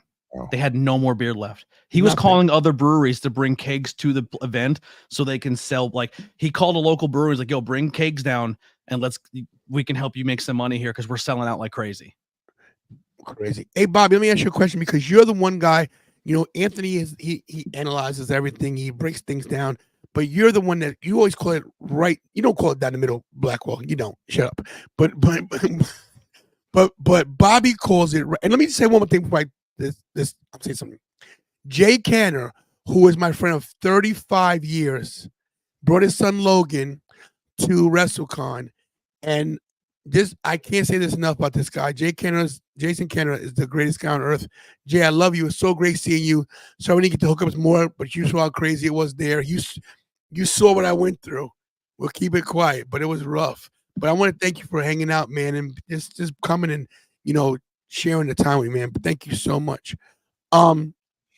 Bobby, you are the guy that calls it down the middle. You're very objective on things. Objectively, night one. We know that night two was a better night, but night one, what do you think about night one? I thought it was okay. I liked the fact that it had a lot more matches. It was I thought it was okay because it was like the prelude to night two. Could it have been better objectively? I don't know. But I think it was fair. I think it was good. I thought it was great. Night two just was a much better night just because of the story and everything else. Agreed. Night one, the tag team match. Did you get the feeling in the beginning of the match that, oh my God, this is not going good at all? There was a few hiccups with broken ladders, and the pacing was a little off. Yeah. No, I'm talking about the tag match with Rock and No, Roman. I actually thought, I'm gonna be honest, I thought the tag match was better than the main event the next night. I thought the run-ins and the bloodline, like them starting the bloodline rules as a one-on-one match and then one by one each person coming in, I thought ruined the pace of the match. I thought the run-ins took away from the match a little bit. I thought it could have been done differently. I thought overall the match was good, but I actually enjoyed the pacing and the tone that was set in the tag team match more than I did the main event this night too. I was nervous. I was watching The Rock specifically to see if he was gonna be blown up at all. I was very impressed. The Rock did such a good job. Yeah. Of course, we know Cody's gonna eat that pin. And it was just. How did you do on prediction wise? I did pretty well. I got one match between NXT and WWE 2 nights wrong. Only one match the entire time wrong. That's great. I didn't do that good. I got one right. I got Final Testament wrong. Every other match I nailed right down on the middle. So I picked the Street Profits, got that. I picked Bailey, I got that. I picked Logan, I got that. Oh, real quick, Bailey. You know who made her gear? No, who did? Lindsay Dorado. Did he? Yep. Nice. We know him. We know him personally. Yep. Let me look at this thing. Let me see who else I picked. I had another cool interview spot real quick while you're looking at something. AJ. If you head over to Vice TV's social media pages, nothing of mine has been posted yet. There's a few photos of me doing commentary, but I got to do an interview with Vice TV. Got to pick their brain a little bit. They gave me some Dark Side of the Ring matches and a nice little Dark Side of the Ring little sticker. Nice. I did an interview with her Brutus the Barber Beefcake plushie. Nice. Yeah, they were, dude. I'm a huge Vice fan. I love their journalism style. I love the way they do stuff. But yeah, I got to meet the Vice team, which is pretty cool. They were hanging out on South Street. I'm telling you, you got to go. Have you been to Suplex yet, Bobby? I have not. Oh my God, you got to go. It's so good. So many people I know, they tell me about it. I haven't gone. I'll be there tomorrow, by the way, guys. I'm off tomorrow. I'm off. We got some kind of state day where, so I'm going at it tomorrow. I'll go look at a couple things. Got a little bit extra cheddar, if you know what I'm saying. You can go pick up one of these. Yes. Yeah. Speaking of merch, oh yes, guys, we did very good with merch. But listen, Toned In. What's up, Toned In? Guys, check out Toned In Entertainment. He interviewed me this week. Great guy. His name's Tony as well. I'll get his link. Oh, he was there. Yeah, he was at. That's awesome. He was at WrestleCon. No, he said was he at Suplex that I'm asking? No, he was at WrestleCon. No. I'm gonna be giving away. We be doing giveaways. Merch. We got a lot of merch. Not a lot, believe it or not, but we got a few shirts. We also have some John Cena shirts and Undertaker shirts to give away. So do you have any more of your tantalizing Mania ones? I got, bro, yours is on the side already, as is save Bobby me one. Rassel's. Yeah. All my people's shirts are on the side. I got one for Jasmine. I got one for you. What size does Lily wear? Find out what size Lily was. We'll get her. I got on She's my in the peeps. chat. She'll say it. Got my peeps. Kira, can you show the swingy things? Oh, Tone was at both. That's I wish we would have linked up or known each other about that. And I would love to. Small for Lily. Love to collaborate with you. I was doing commentary at Suplex. It was a blast. Hey, your son gave me your business card at W World, but I realized I already subscribed to you. Wish I said hi. Thank you so much, Erotic Fresco. Thank you. Let me play the super chat real quick. Thank you. Every time we get a super chat, we play a video, and let's get Mikey old school when he first started as a rookie. Thanks for the super chat, baby. Ding, ding, ding, ding. There's an Ding, ding. When you play it. I know it's because I had crappy mics back then, but now, but how about this? Let's do this one. Hold on. Sorry, Kira. What's up, everybody?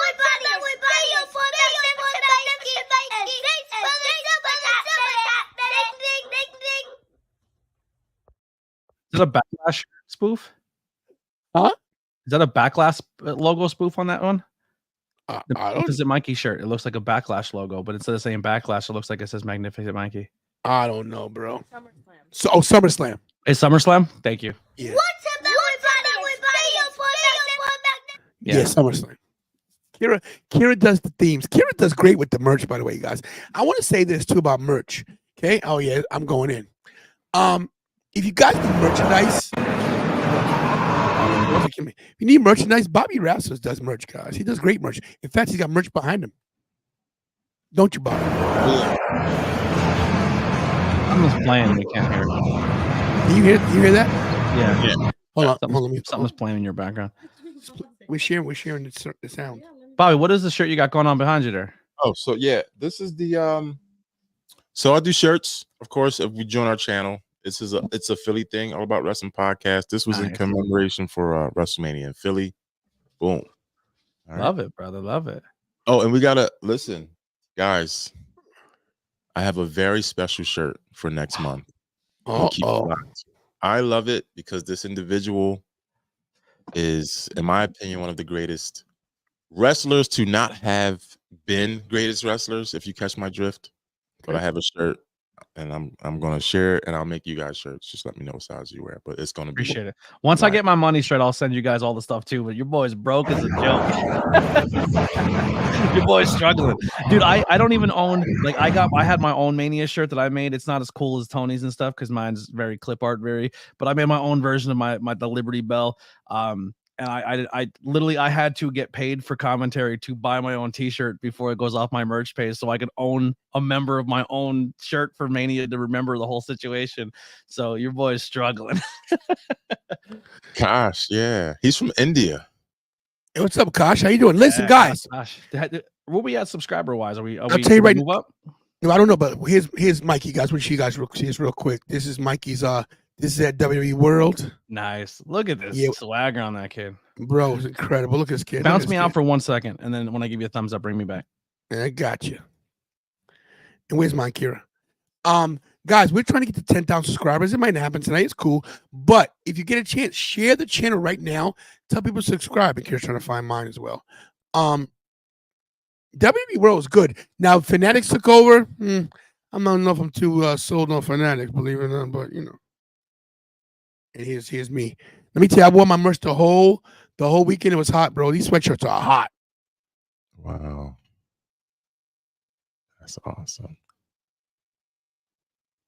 It was so cool. So yeah, we went to W World, did a lot of things. Kira, can you pull up Dahlia's? She wanted to show her shirt. So Dahlia, we sent Dahlia merch. Dahlia won a contest. So we sent Dahlia merch and she put it on Instagram stories. And thank you so much, Dahlia, for that. Kira's doing hard work.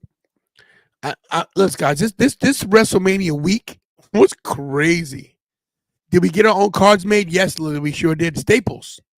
We get them done at Staples. And Kira did it so the link tree goes to all our stuff. Thank you for sharing that, Tom. Appreciate you guys. She said she tagged us.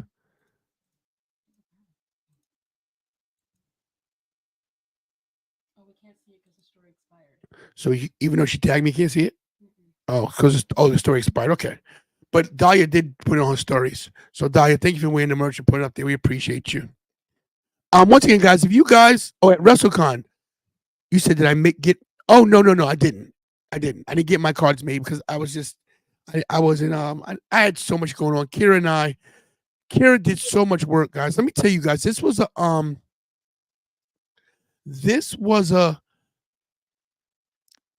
4 to 5 month.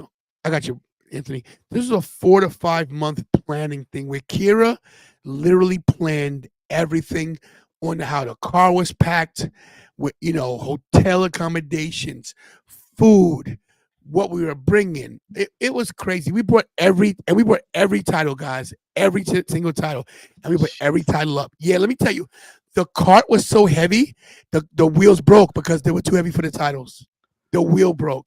Here's a cool thing too. If you notice the video of you guys driving home at 4:00 in the morning, Bobby's in the front seat, Mikey's in the car seat, you're in the front seat, and the rest of the car is built like an igloo, and Kira's laying under just wreckage, rubble. Yeah, you know what I mean? Like, just to go once again, it just goes to show that, man, Kira puts everyone over herself. You know what I mean? The kid is selfless. She is selfless. She can't hear you, but yeah, she. A lot of and people say, Tony, you cry so much. Let me tell you why. If my kid's as cool as yours, I'd cry all the time too. But let me tell you, I'm gonna give you guys a little backstory, and people know business. But listen to this. I was not a happy kid. My mother loves me. I know she does. But I'll be honest with you, we never had a good relationship, and I never felt like she ever believed in me. And she might see this. My dad was a deadbeat. He was a drug addict. I never knew him. I met him twice in my life. My uncle died when I was 14, who basically raised me, and it changed who I was because I think I would have been a better man if I had a man in my life teaching me the way to go. I made a lot of mistakes from 14 to 30 because I didn't have a male role model. So I wasn't always the best dad. I had Anthony at 19. Anthony had it rough. Anthony had it real rough. I always loved him, but I was real hard on him. I'm since I was in the Army, I'm like very, structure. Even though my life's not structured, but I want theirs to be structured because I don't want them to be like me. Because and this is what's so big about 10,000. I failed in my life more than I've won. And we've talked, Bobby, and we've talked to Anthony about this in my past. And people don't realize that this 10,000 is not just a 10,000 numbers. It validates me that I can get 100,000. I can get 1 million. That one number. I don't care about 20, 30, 50. It's just that 5-digit number. Because when you watch the game shows, you just won $10,000. People always, from back in the day, associate 10,000 with winning, And that's why I want it so bad. And after that, it's all gravy. I'm obsessed with that number. I'm going to get it. But that's why I'm like, so when Kira does something, I love it so much, but it reminds me that I didn't have it as a kid. And I go back to my childhood of not feeling like I was ever enough for my family. And Kira goes above and beyond, as does Jasmine. Jasmine, you guys don't know her that well because she's not on the show that much. Best kid ever. Bobby, I'll say it live on the show. God's a knucklehead. I love him. I love Bobby. Not knucklehead. He gets my. Is that him? He's sleeping right now. He's snoring right now. Sleeping. He sleeps. He's sleeping right now, snoring. But when it's time to get to work, he works. And I'm gonna tell you something real quick. Somebody got in my face this weekend. Somebody famous, and Bobby stepped up and said, "Yo, let me tell you something, man. I don't curse on this show. And I'm sorry, guys. I'm gonna say it because I want you guys to get the feeling." Bobby said, "I will bust your fucking ass if you kept near my father. Please excuse me. I'm sorry." But Bobby stepped in front of me, and his chest came out. I was like, "Bobby's." I had a lot of heart to hearts with that kid. Real dude. I know you did. I relate. I had a lot of good moments with Bobby. I love that kid to death. All your kids are amazing, man. I never met Tony, but you know what I mean. But like Kira, Bobby, Jasmine, they're all just good kids, man. You did a great job. God, thank you, bro. This is Dahlia. Did a little selfie in the mirror like the girls do. Stay tantalizing. Wearing my shirt to watch WrestleMania. You know how much that means to me, Dahlia. Thank you so much, man. Like super sick. Thank you for because somebody's wearing my name. See, but God. It's crazy. It's only beginning, brother. Crazy. Yeah, it's only the beginning. Yeah, you look at all these celebrities, man. You look at all these people who are doing it. Those days of doing it alone are over. You got to have a team. You got to have a support system. You have to have that. And the fact that we have a really strong wrestling family, a wrestling community, and we're all on the same page and we're all grinding for the same goals, and we do this together, we're gonna grind. Like it's not so much what you say about people when they're not around. It's what you say when they're not around. And I think that's what makes people shine. Line of the night. Tony's on our platform, increasing United States population. Let's go check the. I mean, listen, there might be some more tantalizing ones running around we don't know about. Who knows? Listen, I ain't gonna lie to you, man. 96, 97, 98. Woo! Let me tell you. Let me talk to you. Yeah. Look, before we leave, let's go through the card real quick, the WrestleMania card. I think Kira has a few slides that shouldn't belong in, but it's okay. But wait, but the Tony Khan thing, is he gonna do it? You think he'll do it? Who knows? Actually, do you know what's even crazier about that we're not talking about? Do you know what they're booking for the main event of that show? Mm-mm. It's going to be Joe versus Rhodes. They're doing Samoa Joe versus Dustin Rhodes for the title of main event. Wow. Yes. So it's a Samoan named Joe. Roman Reigns' real name is Joe, versus Cody's brother at the main event of Dynamite. That guy has no shame. Episode is just so I'm wrong. going to tell you this right now, and I'm not saying this to be a hater. Cody and Roman tell a good story, but I think when it comes, I think Roman's a very talented wrestler. Joe's a better wrestler. Joe's a better wrestler than Samoa. Samoa Joe's better than Roman Reigns. Both. He's better than Cody too. Dustin is low key one of the best. He's good. Dude, Dustin went out there and had a match with Swerve Strickland that did not have business being as good as it was as a replacement for Keith Lee. Dustin Rhodes is a fantastic, work rate rise. That's going to be a great main event on Dynamite. They should have had Goldust come out and help Cody. That'd be nice. So, did guys, you see actually an AEW contracted wrestler was in the ring for the celebration with Cody? I did. Who? Yes. Brody Lee would have won. Brody Lee's kid. Really? He had Brody Lee's kid in the ring. Yep. Wow, I did not know. Cody's a good human, man. He's such a good dude. Cody, listen, Fanatics has made it so you can't even talk to these guys. When you take a picture, they push you away. Mm-hmm. Cody knew it was mic'd. Cody pays attention. He's very good. I said, my daughter's right there. He goes, "Can you say stay tantalizing?" He looked at my lapel. He goes, "Where is she? Where is she? Stay tantalizing." Oh, there she is. Stay tantalizing. He gets it.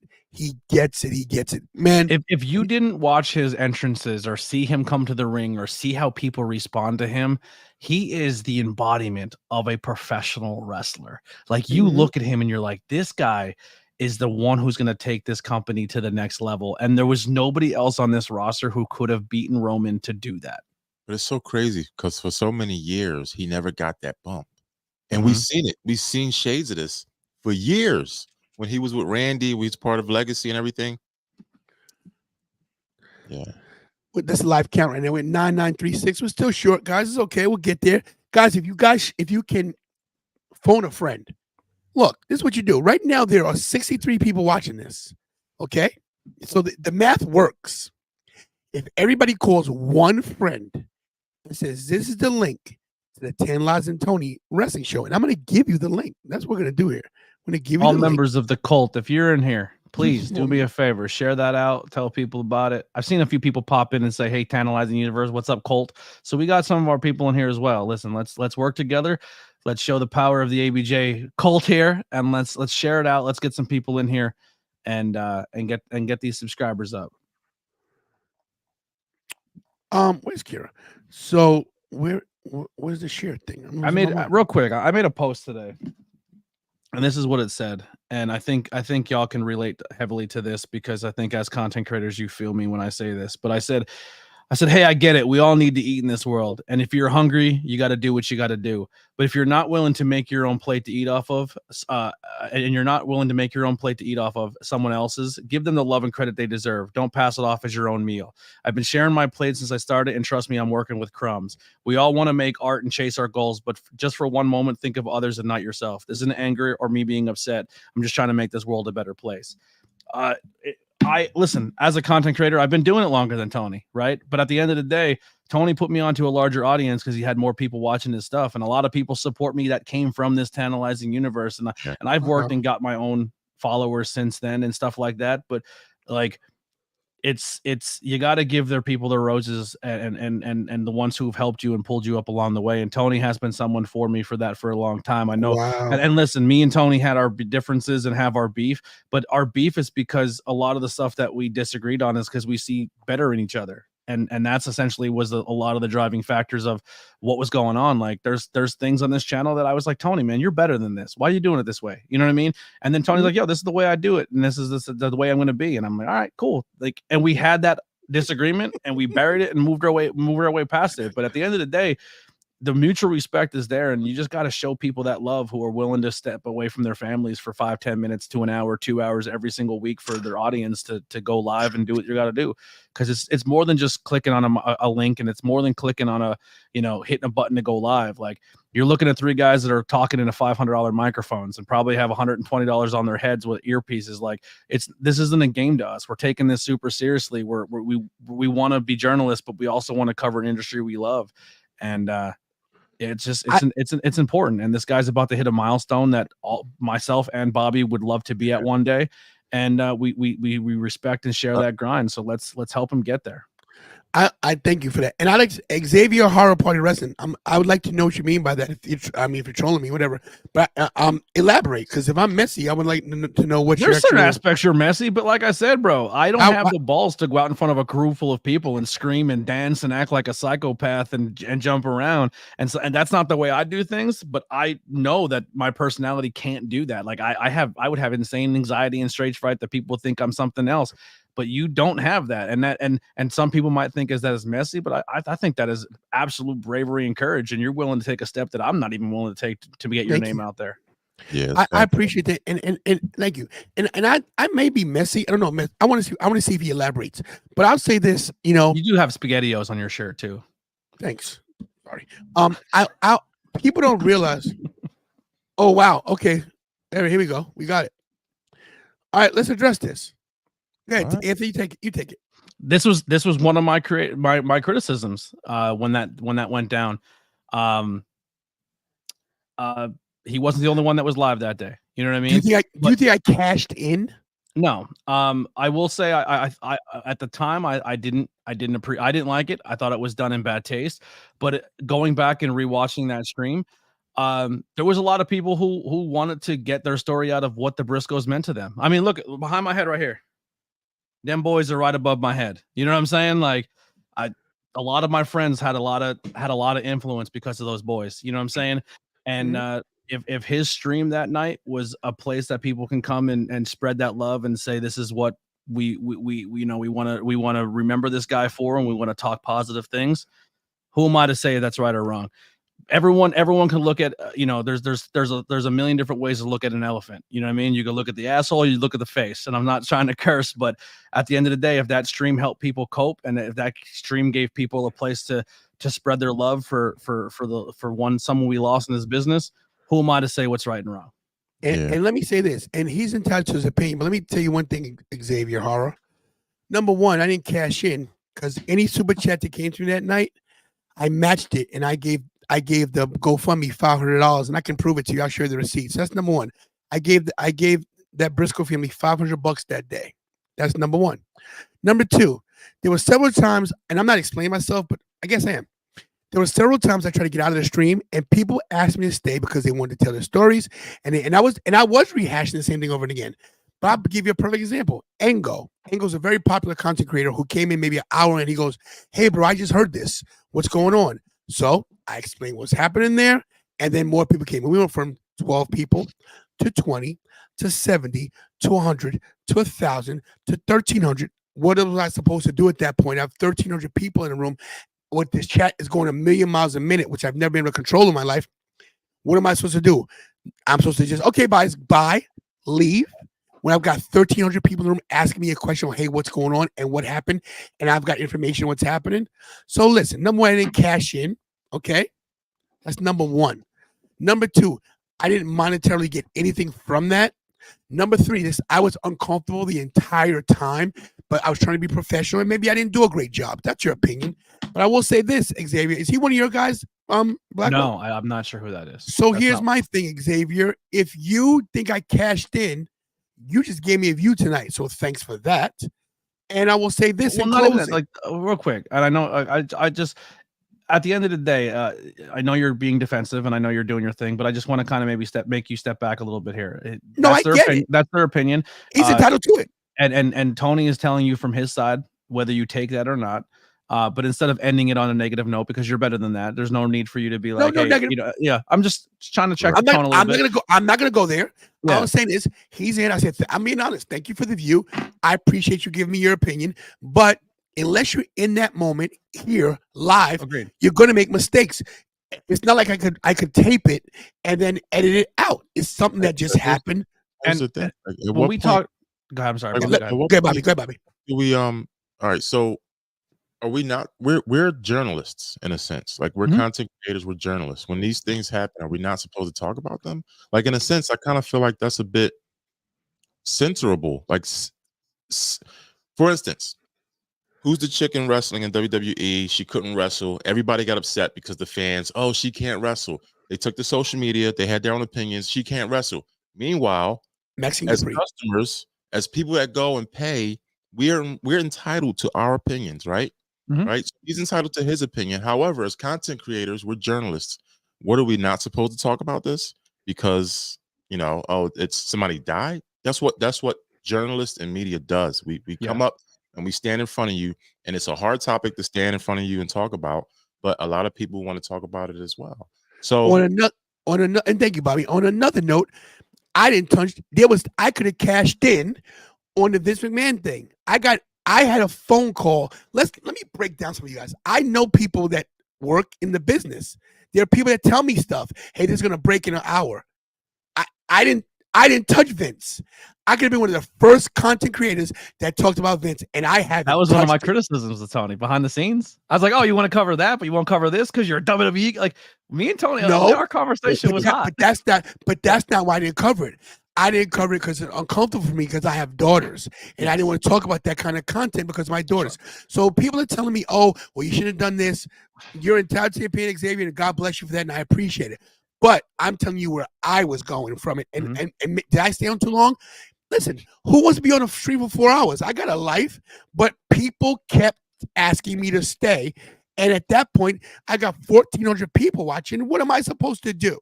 Yeah, totally. And honestly, that was a thing that that I like I said, when we had our conversation and we talked about it, I said, hey man, this is what made me uncomfortable about it. And this is where I was like, man, I think you're a little better than that. And I think it could have been handled this way or that way or this way. And we had that conversation with men, and Tony's like, no, you're 100% right. Like this way and this way and this way could have been the way it could have been handled. And going forward, I will think of that and approach it differently next time. But like he said too, man, when you hit live, us three as content creators, we're not scripted. There's no notebooks near us. We're not taking notes and saying these are our bullet points and this is what we have to talk about. We're coming from our heart.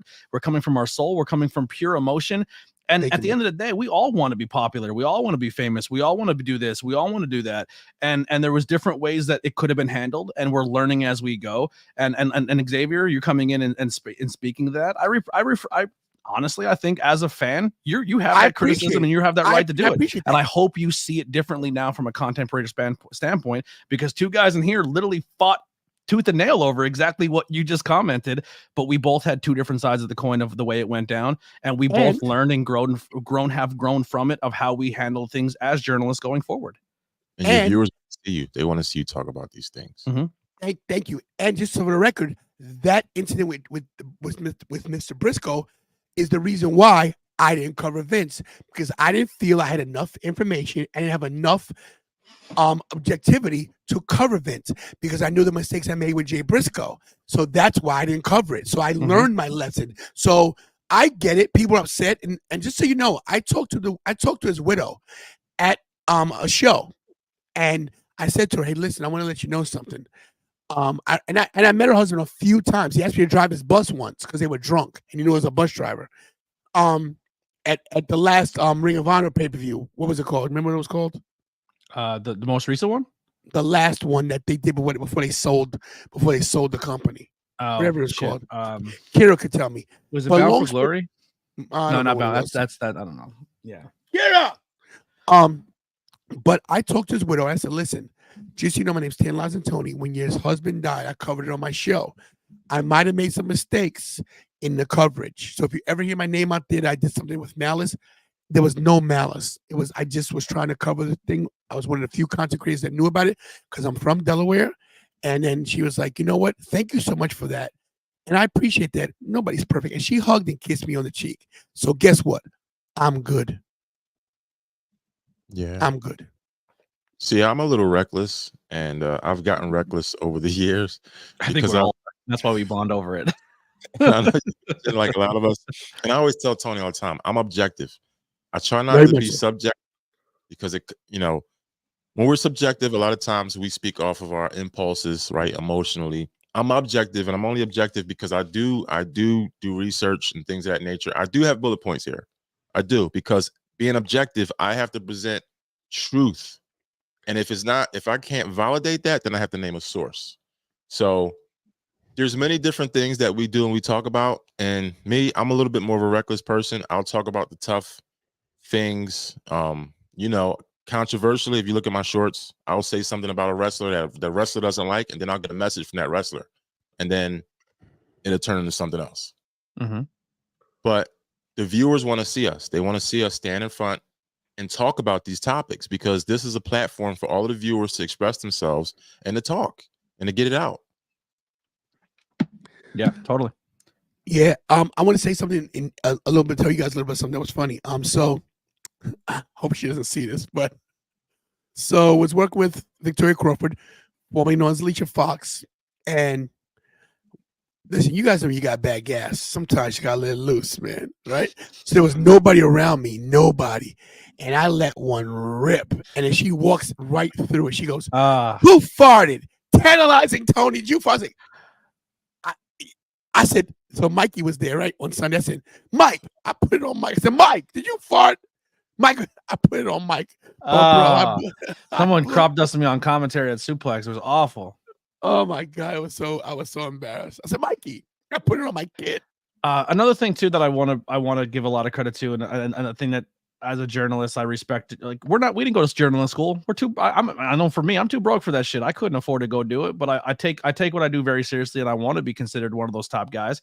But also, I think there's a lot of people in this space, and we're covering a space like we're not covering a sport. We're covering entertainment at the end of the day. This is predetermined storylines that we're trying to cover, but we're also trying to cover with respect.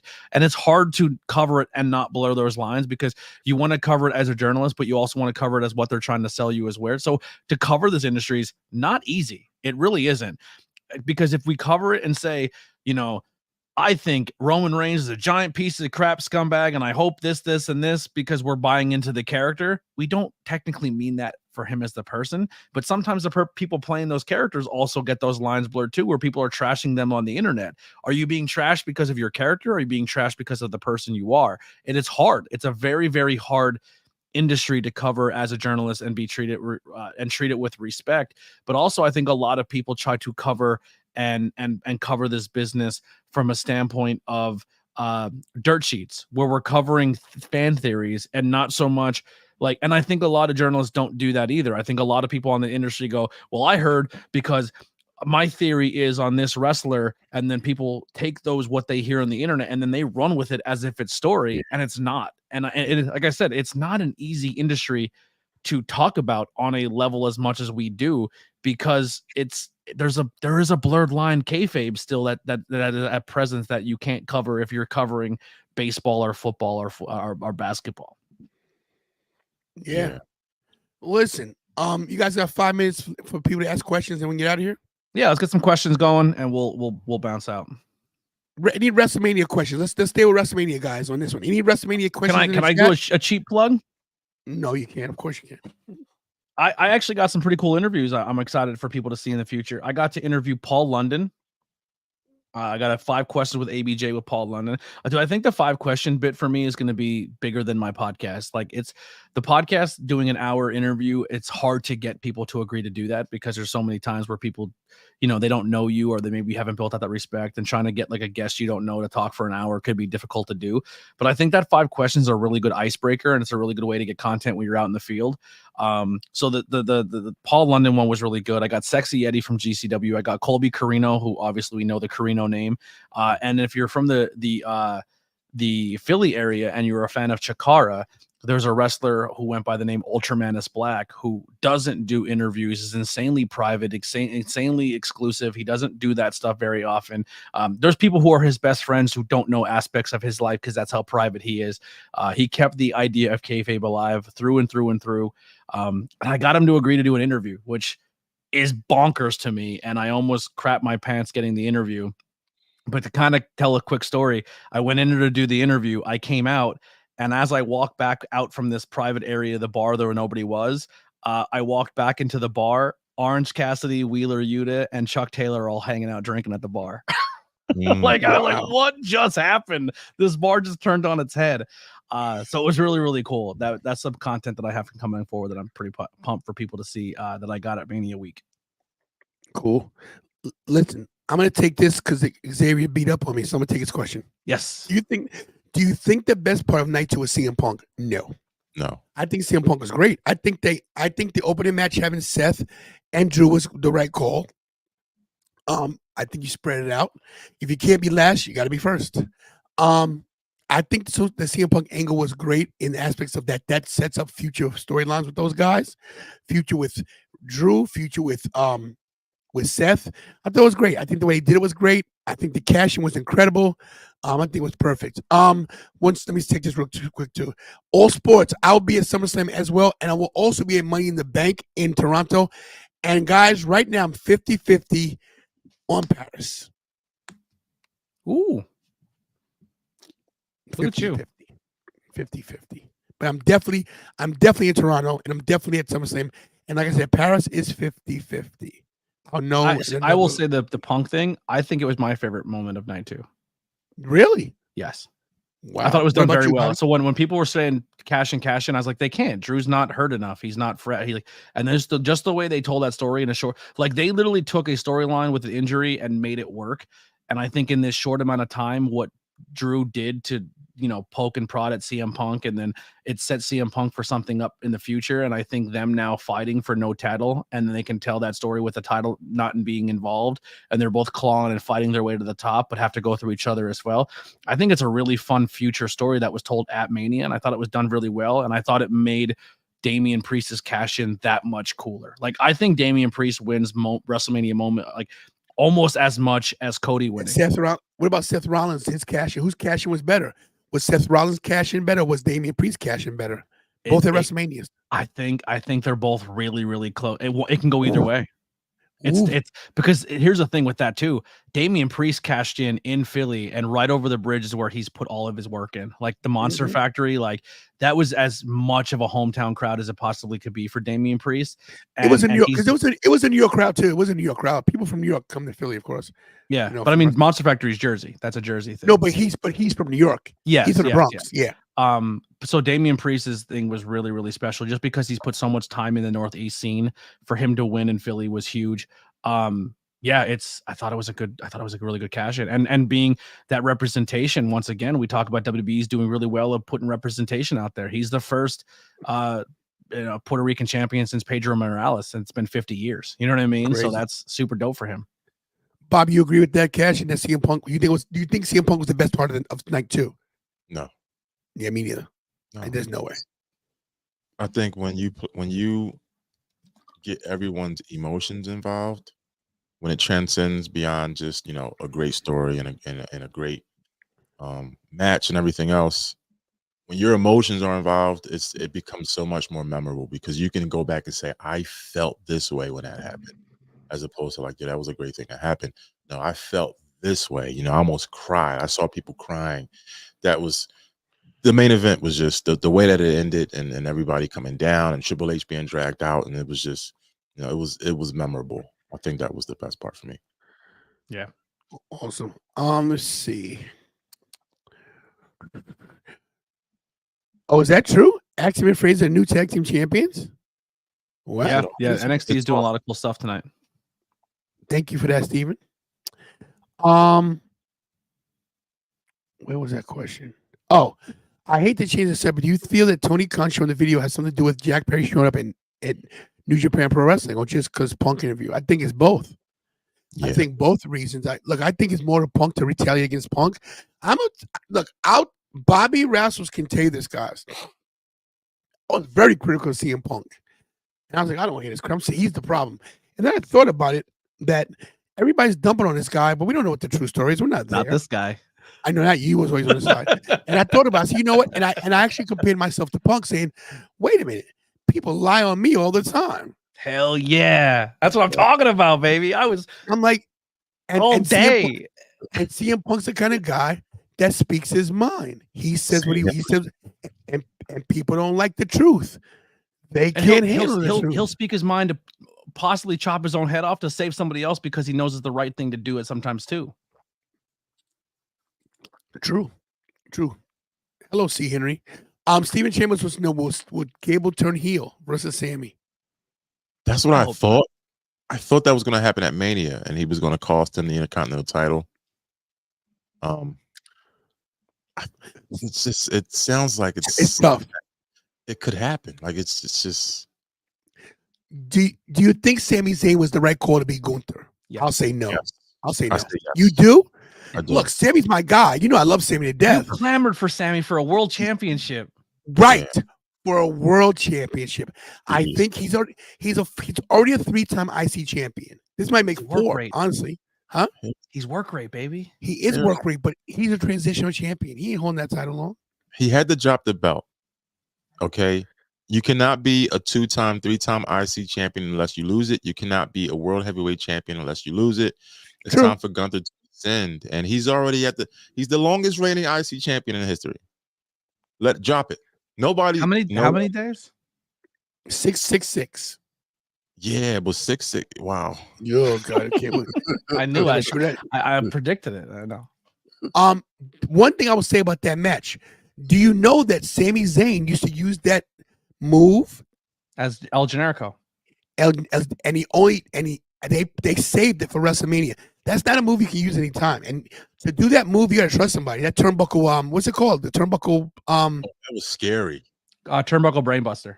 Turnbuckle brainbuster.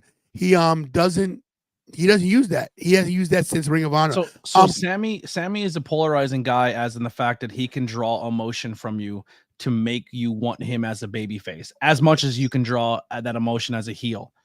If there's anyone who's in the company right now, you don't always have to pass the torch because there's a heel turn or anything. Sometimes a good babyface can be made by another babyface by passing that torch on and giving that respect. If there's someone who is the next Sami Zayn, or the guy who is in the same boat as Sammy, who makes you draw that pure emotion, whether he's a heel or a babyface, as a human being in the WWE universe, it's Chad Gable. Like Chad Gable is as much impactful in that role of making you feel something as a talent. And I think Sammy is that guy who passes that torch on to a Chad, because Sammy's contract's up at the end of this year. Yeah, but see, here's my thing. I think the way they told the story with Chad and his daughter was the way to go. I think that'd been such a great WrestleMania moment. It ain't over. Chad had him. It ain't over. But I just think it would have been better that way. Did you see there was undertones of Rocky in that match? Mm-hmm. Oh yeah, of course. Yep. Yeah. The wife was Adrian, right? He had the trainer, Chad Gable. And Gunther was, what was the Russian guy, the boxer, like he was the foreign scare. Yeah. It was definitely Rocky undertones. Good job on that one. Xavier, did you think want to see Dean Ambrose under no circumstances? I don't think Moxley / Dean Ambrose ever comes back to that company. Nope. Ever. I don't either. We don't want Dean Ambrose. I don't want him. Who goes after Cody? And Jen's right. Gunther's going to bigger and better things. So you think Gunther? I think Gunther's going to have to take down another monster in between him and going for the world championship. I don't think it's a mistake. They said Brock Lesnar's name as much as they have been. I think he is making a return. Yeah. And I think he comes back to fight Gunther possibly in Germany. No more Packers. I'm sorry to see you. So many people I missed. It's crazy. Let me see. Anything else? They need to change that IC title design. It's terrible. Oh, I think ugly. all the titles I said are going to get revamps. Bring back the original IC title with the black strap, please. Bring it back. Speaking of titles, I want to show you what. Let me tell you guys. I told Ruda, I said, look, I love my WWE titles. I got to start working on my tag titles. I got to start working on other stuff. And there's 2 TNA titles that I love. 2 what titles? TNA. Interesting. Yeah, I was a big TNA. I wasn't a big TNA guy, but I always watched the pay-per-views because you know what it was about TNA? The ring. I couldn't do it. I couldn't do this excited ring. I hated it. So I like to run the ropes, and you can't run the ropes when you corner. It's just weird. But hold on. Ruda's great. I've actually personally held, I think, 4 TNA titles that are TV titles. So I think they have a lot of, like, seeing them up close. There's a lot of really, really nice old TNA titles. I've held Moose's world champion. I held Ace Austin's tag. I've held Ace Austin's. That's gorgeous. Wow, that's nice. It's very similar to TNA's version of the Wing Eagle. That's nice. Who held that one? Is that Joe Kurt Angle? Yep.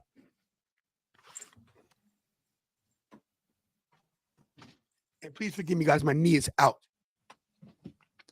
Jarrett says, I think you missed my super chat. He was right in the very, very beginning. Actually, another one too. Jared Hopfinger, $5 super chat while the titles are being shown off. Andrade needs a push for the IC title. How do you repackage Damage Control? Gunther needs to go after Damian Priest. He's the next superstar.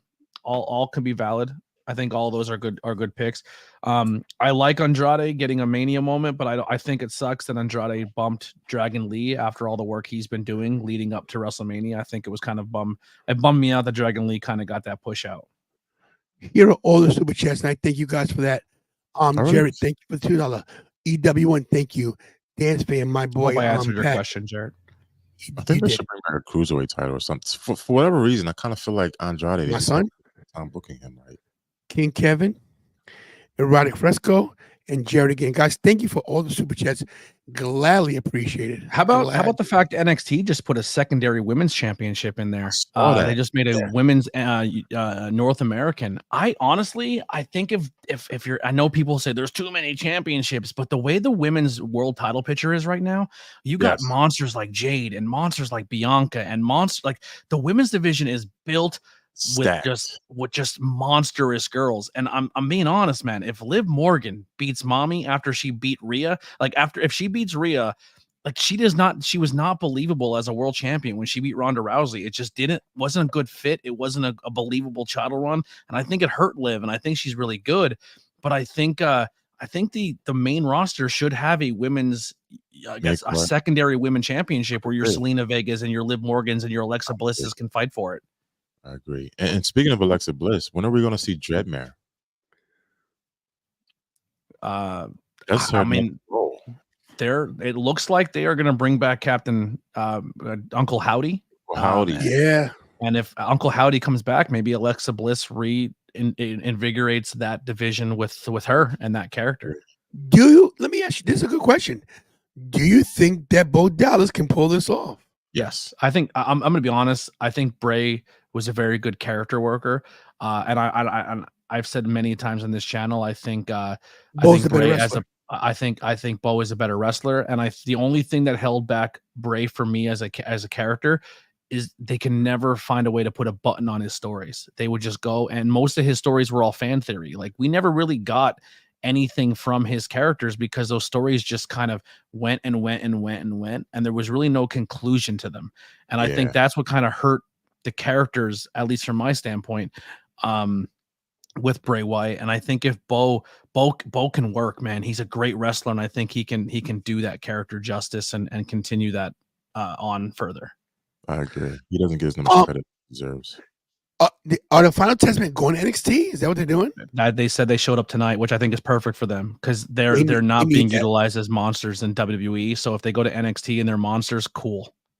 NXT needs some main roster people to go down there and help elevate them. I think they're doing a great job, but I think having that main roster push guys to go down there and help them grow, and I think there are 3 people who could help do that. Natalia's doing great over there. Yeah. Yeah. Is Jay winning next week? Of course not. No way. Bull Nakano looked really good, slim, very slim. She did. Very, very good. Different person. Dude, I'm gonna tell you right now, Bull Nakano was not put in there as an accident. I don't know if you guys are following. I have a guy in my Discord who loves some Joshi wrestling, and he's been keeping me up to date on all the stuff that's going on over in Japan. Julia's not coming alone. So when Asuka and Damage Control came out, all 4 of those geishas who were ringside, who were doing that intro for Damage Control, those 4 geishas are 4 top stars over in Stardom, and Stardom's going through a huge thing where they let go of their main guy, Rossi, and Rossi is taking a lot of his talent away from Stardom, of people who were kind of done dirty over there. And a lot of those top stars, those top Joshi stars, are looking for places to go. And if they're being used in that spot there, and Julie was shown on camera, I think you're going to see a strong uptick of Japanese wrestling going to WWE and other places. Joshi wrestling had a huge impact this weekend during Mania Week. They got their own show at the 2300 Arena where Willow Nightingale performed. Stardom, they had shows at Monster Factory. Joshi wrestling is something to look out for, and I think it's going to bring some eyes, and I think they are going to end up in the E. Mentioning Willow Nightingale, I want to tell you guys this real quick. Before Willow got signed to AEW, she did a show in New York in YWC. She was backstage. We were talking. Like I said, we're friends. And I said, listen, Willow, I said, you look a little melancholy. No, you know the road. She's the sweetest person in the world. I said, look, just so you know, get ready to, start saving those big paychecks from AEW. She goes, Tony, I'm like, listen, they're going to sign you in 6 months. You're getting signed by AEW. So your bank account's going to change. She was like, Tony, thanks for that. But come on. 4 months later, Jade's an AEW superstar. Can I tell you something? What? She was already signed at that point. No, she wasn't. No. You're talking about when she wrestled Jade and stuff, and she was starting to get offense in. No. I'm talking about before. This is when I went to when I went to the Hall of Fame with Okay, yeah. So that was a year before that. Yeah. So she wasn't signed yet, but I know what you're talking about. But she was low key signed before she was signed, if that makes sense. Right. AEW does that a lot. Same with Queen Nominita. She was in there getting a lot of work. When you start seeing people show up and getting offense in, it's a good sign. You're probably you're gonna get signed. They did the whole Sky Blue thing. Sky Blue. Yep. Yeah, you're right. So, yeah. So I told her on Saturday. I told her on Friday. I said, so when WWE signs you at the end of next year, don't forget my WrestleMania tickets. And she looks at me like she goes, so just leave that. And let me say this right here. I want you to read this question, but because of something, cannot answer anything about Jacob Fatu. Jacob Fatu was supposed to work at the Cluster F at GCW post Mania Night 1. It was supposed to be him and Zilla in a tag team Pujami prison match. That match, they used sawzalls on each other. It was very gruesome. There's a reason Jacob Fatu was pulled from that match. That's all we'll say. Jacob Fatu's entrance has been put into the WWE video game. We'll just say that. I am not saying anything because I'm the Jacob and Lance do not have any upcoming bookings at any shows in the next 6 months. Folks, I posted this on my social media. I don't know anything. I'm just very smart at putting pieces together. I have a source, Wrestling Online. I posted this night 2 about Jacob Fatu joining WWE.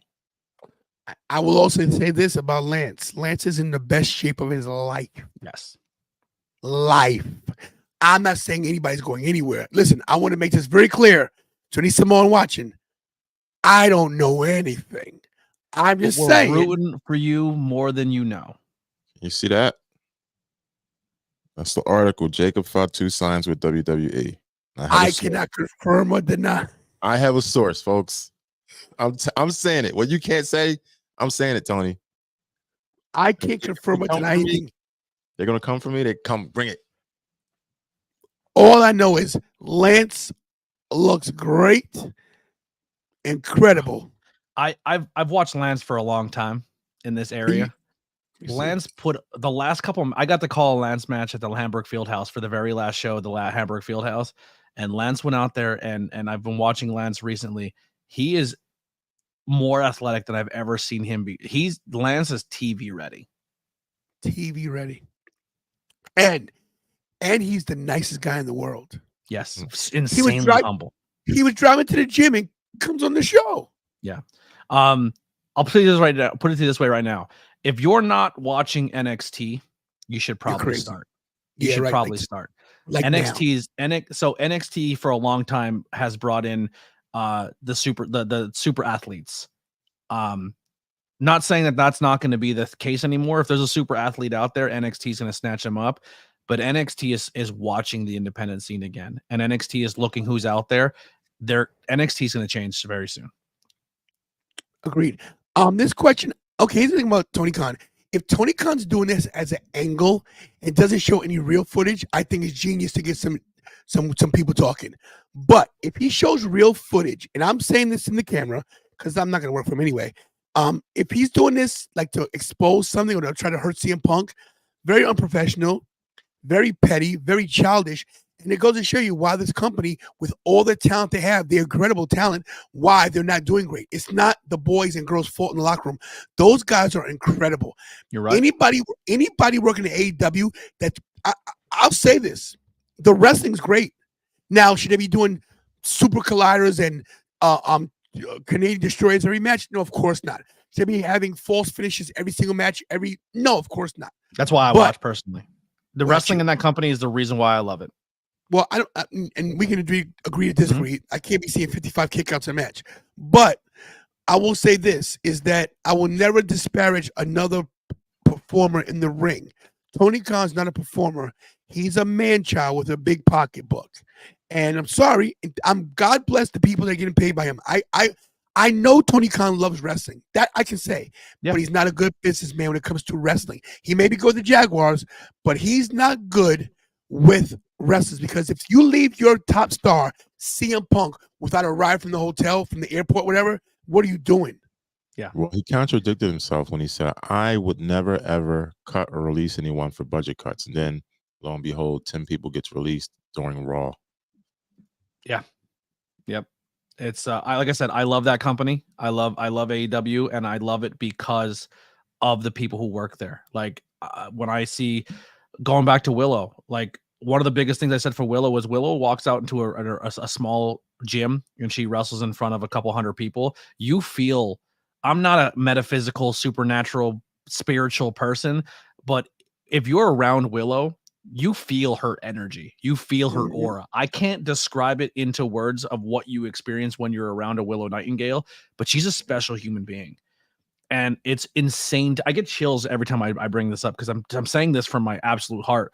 When Willow enters through that curtain, you feel a difference in the change of the air and the environment and what's going on. And I always wondered if that would translate to a larger crowd. And it is. Like when she hits that curtain, man, however big that arena is, they feel that energy from Willow, and it's insanely special. Now, that being said, I also said when they brought in a big name in the women's division, it put a glass ceiling on a lot of people. And I'm nervous for someone like Willow if she's going to be held back by a recent Mercedes Moné signing. Like they're trying to do this whole angle of Willow being this dirtball who purposely hurt her. And that's the furthest thing from what Willow wants as a star. Like, you fell off the top rope and got hurt. That's part of the fight. You know what I mean? So I'm just wondering of how it goes for her. But at the end of the day, Willow is, she like that people like Willow and Action Andretti, like Claudio, Eddie Kingston are all the reasons why I love that company. Like Eddie Kingston, love him or hate him. They went to interview him and they said, what do you think about what Punk said? He goes, I don't give a shit what Punk said. What happened with Punk is Punk's business. What I'm concerned about is the 10 people who just lost their jobs. And I hope they can bounce back. And I hope they're like, Eddie is the most real dude in this business. Like, that's the reason why I'm passionate with AEW. And it sucks that we're more excited about backstage fights more than we are about Dustin Rhodes fighting Samoa Joe for the main star. You know what I mean? Like, I don't know, man. I just really want that company to be something different. And I think them trying to always get and pick and fights with people backstage is annoying. And I'll post the other side of that. Triple H going on a press conference and saying, "Oh, I'm sorry." So let me do the counteract, and like, I want to be down the middle. I'm not pro one side or the other. But for Triple H to go out and say, if you don't sign with our company, you're not willing to put the work in and you're lazy, kind of taking a shot at Will Ospreay. When you turn around and say that, Triple H on one side of his mouth said, I want to change the way wrestling is, and I want people to spend more time with their family. One of the biggest things with AEW is, hey, come work for 6 months and then go away for 4 and go spend time with your family and we'll take care of you. And I think that's really cool how AEW is doing that. But Triple H can't say on one side of it, like, I want people to spend more time with their family, but then when you don't want to work 320 days a year, you're being lazy and that's why you didn't come with us. But on the same token is, if you want me as a top star in your company to come work 320 days for you, then maybe at the last moment of my big story, don't bring The Undertaker out, because I've worked for that moment, not The Undertaker. And I'm not being disrespectful again, but when I'm signing a contract, are you going to let me shine as a star? Or is every single time a legend makes a phone call to you, you're going to let them come in the door and steal my shine? That's the difference between the, now AEW did the same thing with Sting. Sting walked in and went 60-0, which I don't like either, but it's tough to find the balance between two companies. And I think it's great that both companies are thriving and doing well, but that's where I struggle with him trying to show footage of a fist fight that at the end of the day, as a boss, you let a fist fight happen backstage. So no matter what that video shows, as an owner and as a boss, you drop the ball. And now you're just showing that you dropped the ball on footage on your program. Right. And you're making a mockery out of your own company. Exactly. It sucks. I knew I had something else. I interviewed Snitsky as well. Gene's a great guy. Snitsky? Gene Snitsky. It's not my fault. The guy who punted the baby, the Lita baby. He's from our area. Swollen Tasha Steele. Tasha Steele's amazing. Who was the other one with Tasha Steele? Swole. Big Swole. Oh, Big Swole. Yeah. Last question before we get out of here. Is Sasha a needle mover? Yes. Disagree. I think she's a needle mover, but it's yet to be seen what she brings behind the curtain. I don't know what. Can somebody educate me? I'll be honest with you guys. I think Sasha's great. Don't get me wrong. Humble, if you're watching, I apologize. I think she's great, but if she wrestled or didn't wrestle, I wouldn't miss her. I don't think she brings that much. Not that she's not great, but I don't think. She was a representation for people that didn't have it at that point in time. Sasha was the first Bianca. I respect her because she was willing to say no and follow what she believed in and walk out of a huge company based on what. I respect her for that. And that's why I really have a lot of admiration. But does she change the ratings? Does she make does she do what CM Punk does? Does she do what Roman does? She brought 1 million views in 2 weeks in a row. Yeah, like she does change the needle. She does push the Maybe needle. I'm wrong. Here's the thing, though. Did she walk away because it was beneficial to her, or did she walk away because she had sour grapes because she was going to lose her title? We don't know. Well, let's be objective here. Objectively, the women's division, we all know it was terrible when crap. It was, and she felt as though the way that she was being booked was terrible. But you signed a contract. Let's go back to the contract thing. You signed a contract. Absolutely. You walk out. Absolutely. I'm just explaining that's her grievance. Her grievance was that. Do I think it was? And when it came out on the podcast, I said it was completely unprofessional. You did sign a contract. You have an obligation to your fan base and things of that nature. But at least ask to get released. At least she pulled a Bret Hart. I'm not being booked as a top guy. I'm gonna go somewhere that's gonna book. Like Sasha is one of those people who worked her way up to the top. Well, then she got to the top, and she doesn't want to let go of the top and let the top be somebody else. That's the vibe I get from her, and that's where. And I'm sure she's a great human, and maybe I'm completely wrong, but I'm only speaking on what you've shown us. You were supposed to drop your tag team titles. You to the Iconics, who at the time were more popular. Like, let's be real. They were the next ones who were going to get that move and who were entertaining on TV. And you and Bayley were a forced tag team because you're both better than as solo people than tag team people. So you drop your tag team titles. You were the first ones to win it. And you go on and you grow and you build a storyline. That wasn't good enough for her. She had to leave.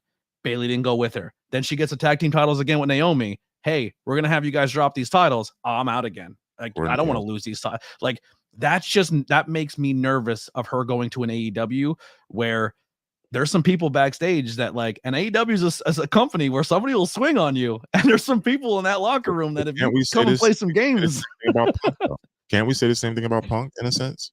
Sure, but CM Punk also would go out of his way and say, "Hey, I'm not being booked, but why isn't Daniel Bryan your world champion?" And like he sticks up for other people just as much as his own. Okay, yeah. CM Punk's not afraid to drop a title and to lose and to give somebody their shine. I mean, he's going to put Drew McIntyre in the biggest storyline of his career. He made Seth Rollins this megastar when he more of a megastar when he came in doing that story. Like CM Punk knows good business, but the business has to be good for everybody. Sasha only cares about the business. From what we're seeing, not saying this is fact, but it just shows that it seems that she's only more out for herself than others. Why wasn't Naomi getting booked in Japan if she's teams? If you know what I mean? Like Sasha could have brought people with her. She didn't. And I can tell you this from personal experience. She's not good to the fans a lot. Me and Bobby have a story. You guys know the story. Yeah. I'm going to be honest, man. I'm very rude interested to my to son. see what. So maybe one of the people you just showed a photo of let some good insight out of maybe the type of person Sasha Banks is in an Instagram live. Oh yeah. You remember that? What Tasha Steele and somebody else. We worked with her, and she's an asshole. So it's going to be interesting to see how if Sasha is not the person everyone says she is, or if she's going to go in and play nice with the locker room. I want her to be successful because I think her name does bring more eyes to other people. So do I. I don't want her to fail. But from what we've seen historically, and she's not telling anything or she's not speaking out about it, but is she someone who's a team player or is she team Sasha? She's team Sasha. The lighter Packers game is that Cody's bus was caught on fire and Rock handed him a lighter because Rock set the fire. He's an arsonist. But like I said about Sasha, imagine if that's the story. I'll cry. She cursed out. I burn your bus down. So it is what it is. He's an arsonist. Sasha, hey, we're 60 away, guys. Sasha, come on, get those shares out. We're 60 away. Share the channel. Someone tag me on Twitter. I appreciate you tagging me. I retweeted it. Let's get them out there. Tell people to come in, stop by. And hit the likes too, by the way. Yeah, guys. Sasha, not very. I've met her a few times. Once in Brooklyn, once in New Orleans. And she outright yelled at my son because my son was looking at her from about 40 feet away. Sasha was a heel and Bailey was a face, and they were together in the bar trying to hide. They were in plain sight. My son goes, Bobby goes, "Hey, look at Sasha and Bailey together." And she's like, "Why are you looking at me? Stop looking at us." I say, first of all, my son's 16. Watch who you talking to. I told her straight to her face. And she's like, "Well, he's looking at me." I said, "Well, we're in a public place." And I said, "We're guess the hotel just You're like a megastar. He's in awe of you. You know, bro, so when I was at WrestleCon and me and you were back-to-back tables, you know who I stared at the entire day? I could not stop staring at Jake the Snake Roberts. Let's get Bobby Rasmus out of here. Bobby, thank you for being here. I know you stayed way longer than you were here. It's great. I told Bobby 15 minutes. 2 hours later, Bobby, thank you for being here. Thank you for your time. You are the GOAT. Guys, the All About Wrestling podcast, guys, man, it's the way to go. And the link's there. Thank you to you, Bobby, to everybody. We love you. Thanks for being here, bro. Appreciate you. Thank you. Yeah, give my love to me and Maura. It's been a long time. You guys are killing it. Proud of you guys, and keep doing your thing. Thank you. He's awesome. Blackwell's me and you. Let's do it. Tag team action. Arch rivals. So look, you got time? I'm here all night, baby. I'm here. Listen, I'll stay until you. I'll stay in for 8 hours if that's what it takes to get you that 10K. Wow, baby. I'm here for you. We're gonna do a marathon, baby. That's what I'm talking about. Let me tell you. So I've been kissed by so many men this weekend. Bill Alfonso kissed me. Marty Jannetty kissed me on the cheek. And look, Marty was just so you know. If Marty kissed you, might want to get tested. Who knows where Marty's been? He's been partying a lot. Marty parties. I you know what I learned this weekend too, which is real crazy. Real fast. Is Marty? I heard a rumor that he might be getting his it might be a point where he's getting amputation. So he was walking. The rumor was that he might need to, but he was walking.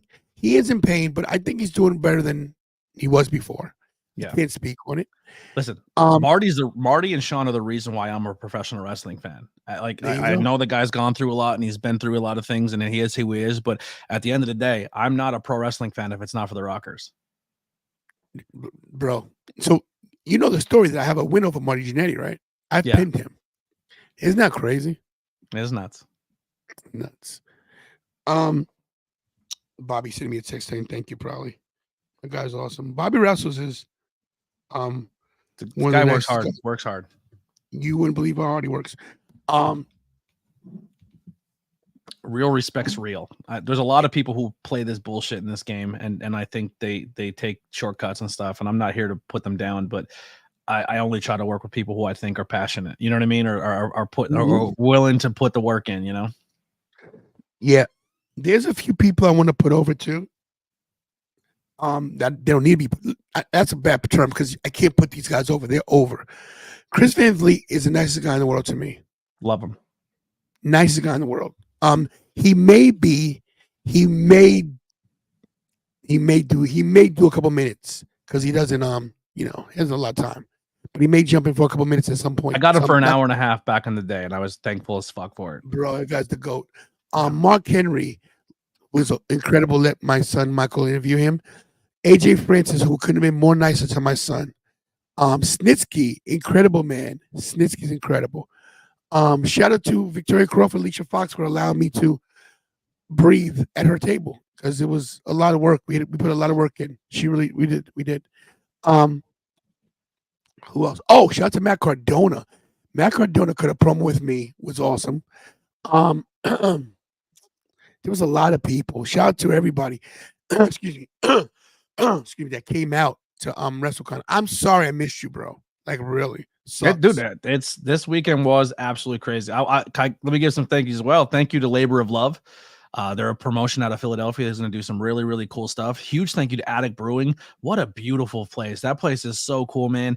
It's just it's a mecca of art. Like there's people outside selling their paintings. Like it's a very welcoming place where for everybody.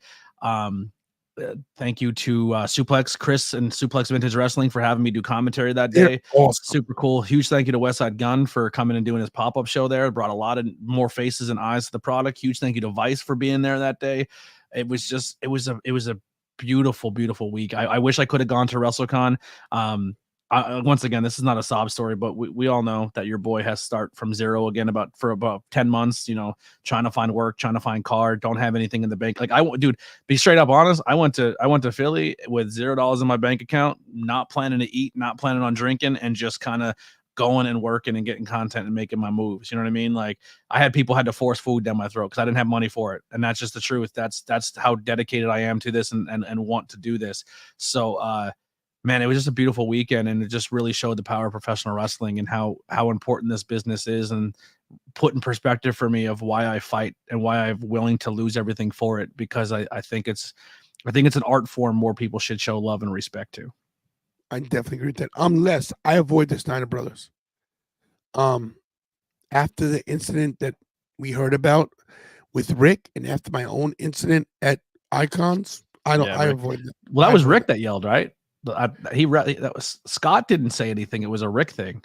I avoid the Steiners. Yeah, I avoid the Steiners. Just because. There's some wrestlers I don't talk to because I don't want to be in anybody's way. There's people I just don't. No. I'll put it this way. And once again, maybe it's going back to my legends bit, but most people that I've met, if I had bad experiences with, are legends who just seem to not remember the fact that we're the reasons why they are legends. You could be amazing at what you do, but if you don't get crowd support or people get behind you or show you that love and support and buy your merch and make you who you are, your hard work goes just as much as the people who support you. That goes for commentaries, that go for content creators like us. We can sit here and talk to 0 people every single night for 6 years, and we probably still love it because we like talking the business. But it comes down to who's in the chats, who hits subscribe, who buys the merchandise, and who helps us get to that next level, because word of mouth is what's going to get us there. And sometimes people in these businesses forget how they got there and who made them get there, and they forget about how the fans are their lifeblood. I think I have more respect for a lot of the independent people than some of the legends, because they know what it takes to be that aspect. Hey, you agree with this? That Nasty Boy should be in the Hall of Fame before the Steiners? The Nasty Boys can be nasty at times as well. We'll just say that. But I think the Nasty Boys have a place in the Hall of Fame. I'm not being disrespectful. But the second they put Hillbilly Jim in the Hall of Fame, anybody can be in the Hall of Fame. Being realistic. Okay, yeah, no, listen. What else was I gonna say? I know this much. And by the way, we are. Oh wow. We're a few away. We're not gonna hit it tonight. We're just cool. We're 8 more. And we're 50 away. Guys, before you leave, this is what you do. This is your last chance to do it. We could pull up a miracle right here. If one of you share the channel. I mean, that's all you got to do is share the channel and say, "Hey, my buddy has a wrestling show. Can you just subscribe?" Click on my community tab. Click on that community tab. Thank you, bro. Mercy Podcast.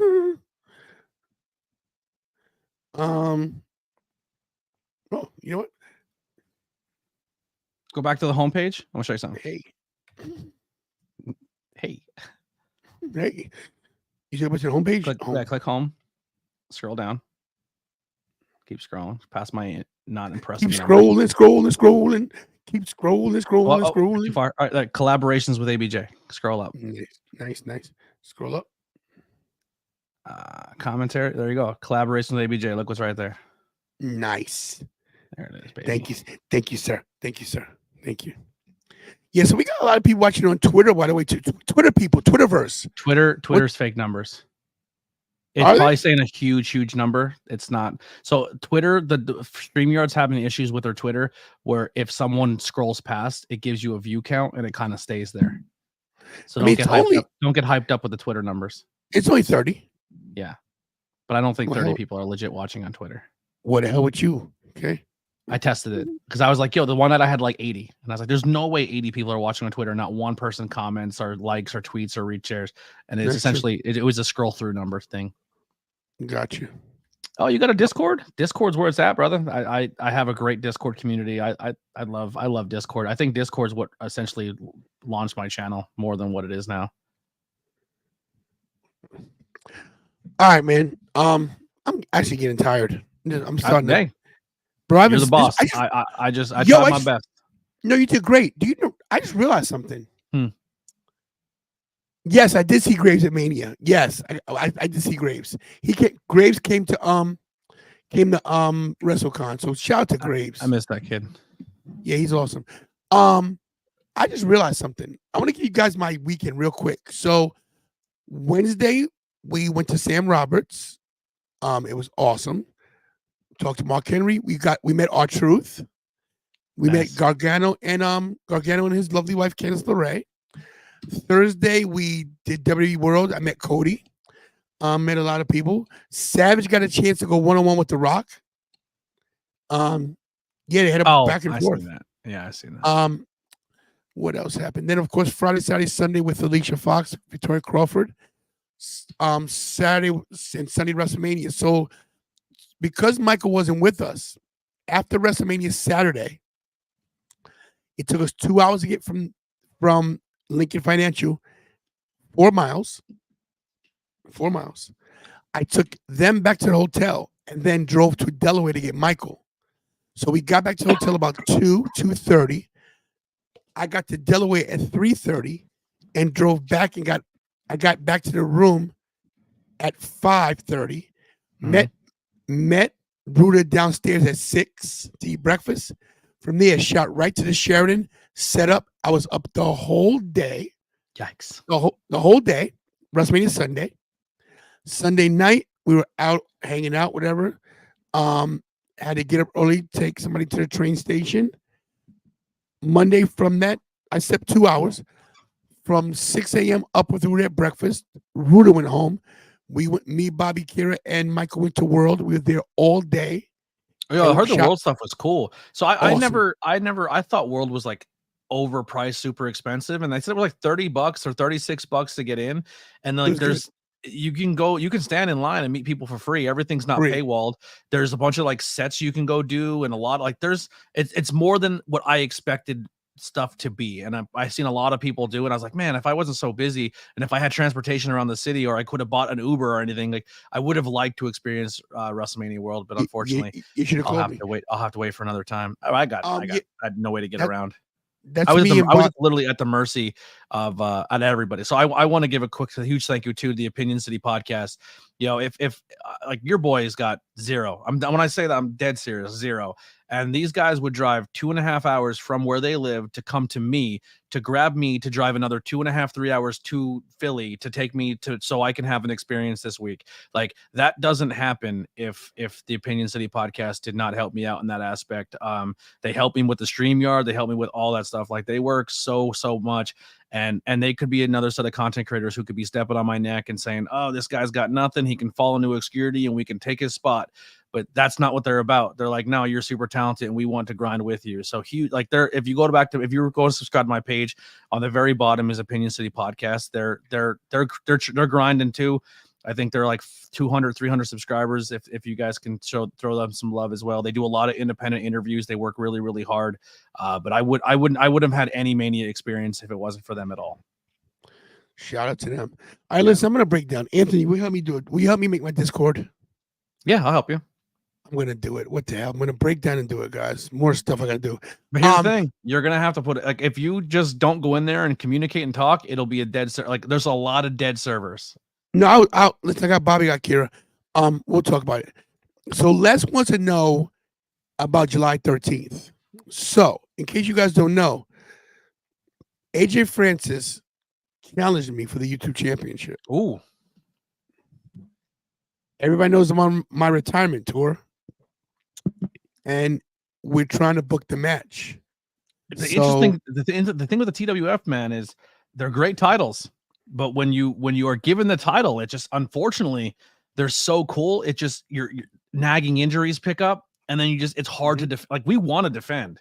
I'm saying we. I don't have a title yet, but they want to defend, but it's just hard. It's just not to mention my partial tear. You know what I'm saying? It's crazy. It is crazy. But yeah. What else was I gonna say? Forgot now. Totally forgot. Yeah, Discord. I'm gonna try to get on that. But I want to say this to you, Blackwell. We're 99.44. Almost there. Thanks, bro. For thank talking you. to me. Seriously, No, thank you.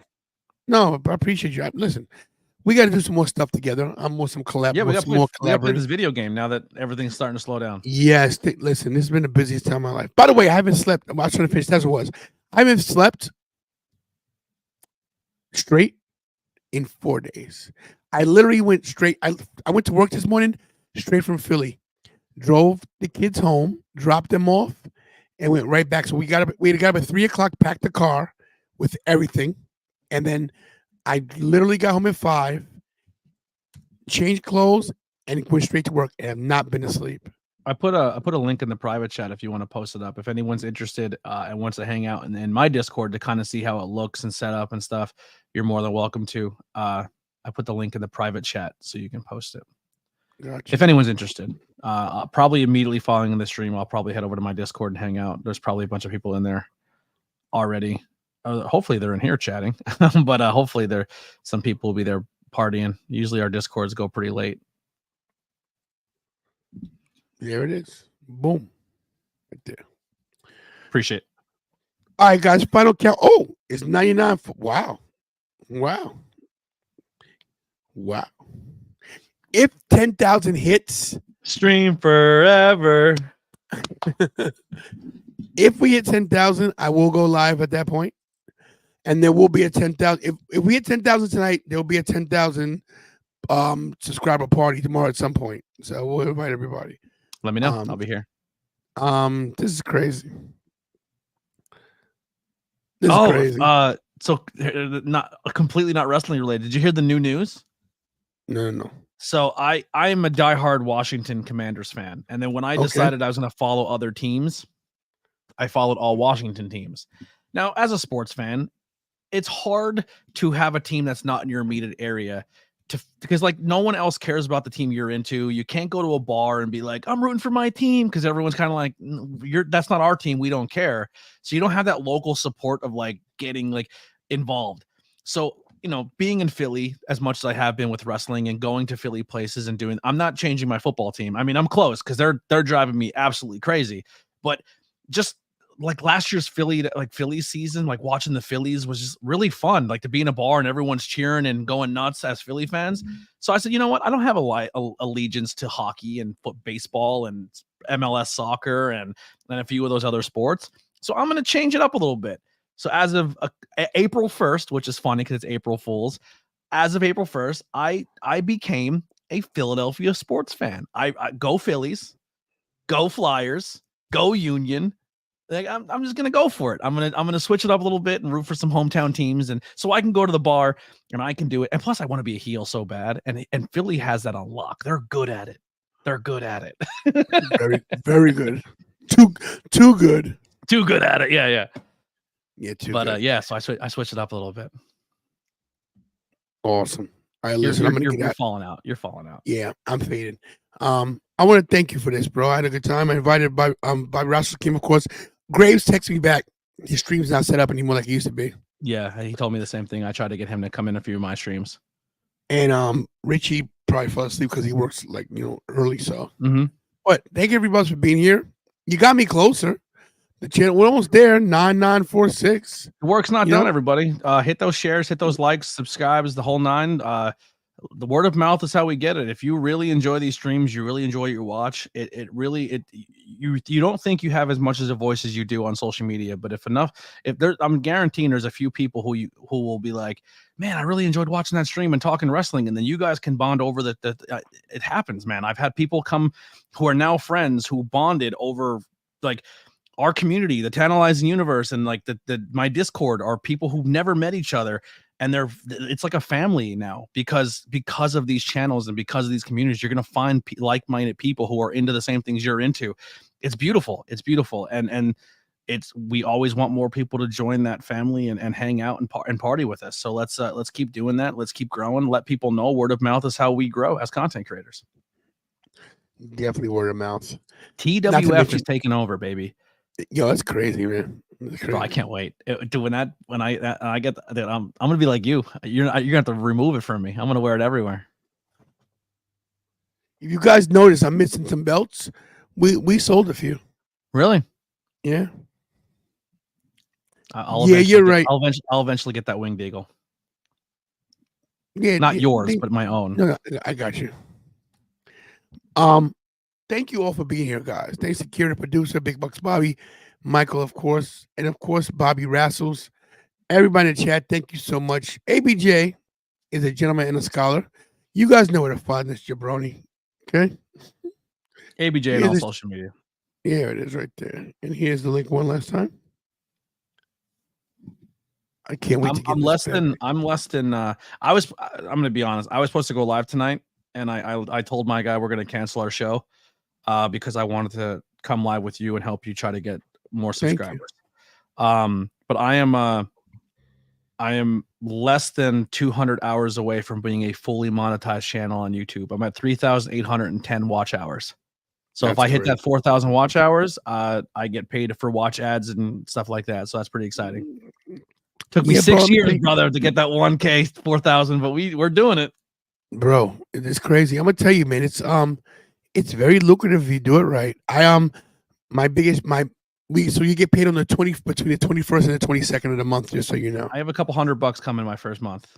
Yeah, so my check coming on the 21st. I won't give you guys a number, but I'll tell you this. I will have, for the first time ever, made more in a month in YouTube than I did at my job.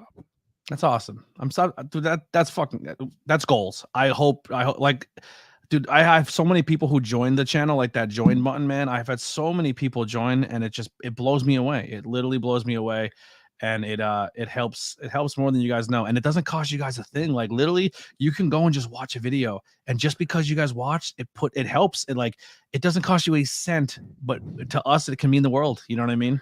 It's crazy because I make a good living in my job, but this month was really good. I got a lot of because of WrestleMania, a lot of super chats, but also I added the new, where you put the ending, the end added the end. Yeah. So I did that. And Man, let me tell you, it's just crazy. It's just crazy. Dude, I had someone pay, like, so I did the tiers, and I put $100 tier just to do it. I had 2 people sign up for that $100 tier. That's great. Dude, I almost cried on stream. I was like, what are you doing? I mean, look at my analytics. Look at this. Yeah. Hold on, guys. I got new glasses. I actually can see now. So just be careful what you put up there, so you don't put your personal information out there. Yeah. 117,000 more views than usual. Watch time 994.6 more hours than usual. Yeah, I just hit 200,000 plays total on my channel. 200,000. That's crazy. That is crazy. Look at this. 827 subscribers.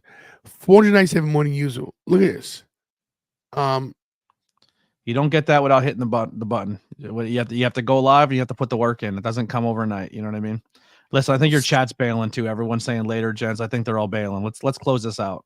They're losers. The hell with them. Bunch of unsubscribe. Over. Come to AVJ. bunch of ham and eggers. Yo, guys, and Jakey Bakey, you're the best moderator on planet Earth. Thank you guys for being here. Tom, you've been here from day one. Thank you guys all. Jen, thank you. Lorraine, Sleeping. Thank you. No one Packers game. Everybody, thank you so much. It was awesome. My boy Les, Local Pro Wrestling, who gave me a lot of ideas, the QR code and this and a lot of things. The guy's a genius. You guys know his thing. Everything's in the description. It actually is. Blackwell, thank you, bro. ABJ. Everybody loves ABJ. Oh, and I'm going to tell you this real quick. When we were mad at each other, the whole time we were mad, remember, I don't know if you saw the shirt that my guy Lavelle made for me. Mm-hmm. I'm going to show you. Put your face on it. I put a circle on it next to your face. I was so Did you really? I did. Wait, so there's a shirt with my face on it? I was gonna wear it. Yeah, I'll show it to you tomorrow. I was gonna wear it. I was gonna wear it because I know you'd appreciate that shit too. So that's great. I said that's where my apologies, guys. Thanks for watching, guys. You know the deal. Also, the people who say they're from PA, I'm also a PA boy. I'm about 2 hours from Philly. Yeah, hey Black, what do you think about doing a meet and greet this summer? Me and you. Let's do it. Me, you, Bobby Rouses, and Ruda. Maybe do a belt thing, and have maybe we'll find a spot. I'll tell you what, man. We might be able to talk to Attic Brewing. They're super receptive and stuff like that. They can make it like a meet and greet, and then they can do like their karaoke night with it. So it could be like a karaoke time where everyone hangs out, have some beers, drink some karaoke, and meet in like a meet and greet for us. I think it's a great venue. It's absolutely beautiful. There's parking, like everything about it, and it's in Germantown. Oh, yeah, okay. Oh, the hill, right? Yeah, I know exactly where it is. That's not a bad idea. Yeah, I think we should definitely do that. Packers ball. I'll be doing commentary on 420 for a brand new company starting in North Pocono, Pennsylvania. Oh, the food trucks are amazing there too. But I'll be doing commentary at New Era Pro Wrestling. They're a brand new company starting off on 420 North Pocono High School in Pennsylvania. So if you guys want to make the drive out to the Poconos, I'll be out there doing commentary on 420. That's the only booking I have as of right now, but I might have some more coming up very soon. This weekend got me a lot more eyes on me, and a lot more people want me on commentary on their company again. I'm someone who kind of walked away from a lot of places because either I wasn't being paid or I wasn't being utilized the way I thought I should be utilized. And I bet on myself and I walked away. And now all these other places see the value, and it's growing for me again, which is super exciting. So I'll get my voice on some more companies.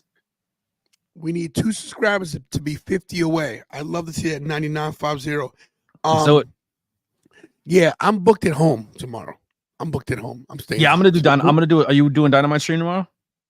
You know what? I won't know until I do it. Yeah, I will definitely be live for Dynamite tomorrow. So if you guys, guys, go hang out with ABJ tomorrow. I'll come hang out with you. How about that? All right, the door's always open. I'd love for you to come hang out. Yeah, I'll come hang out with you if that's cool. Yeah, let's do it. Come hang out. Yeah. We'll do some AEW. Yeah. We can watch the footage together and do our takes. Yeah. I'll come to deal. Appreciate that. Thank you. Put me on a thumbnail, bro. Okay, I'm ready. I'm coming in. I can't do thumbnails right now. I unfortunately lost Canva, so I can't do a lot of the features anymore. So my thumbnail game is it is what it is right at the moment. We'll talk to Kira in a second. Okay. Yeah. We'll fix that for you too. Oh, Lily wants to do fashion. So Lily, real quick, another quick plug. Lily just started her own content this weekend.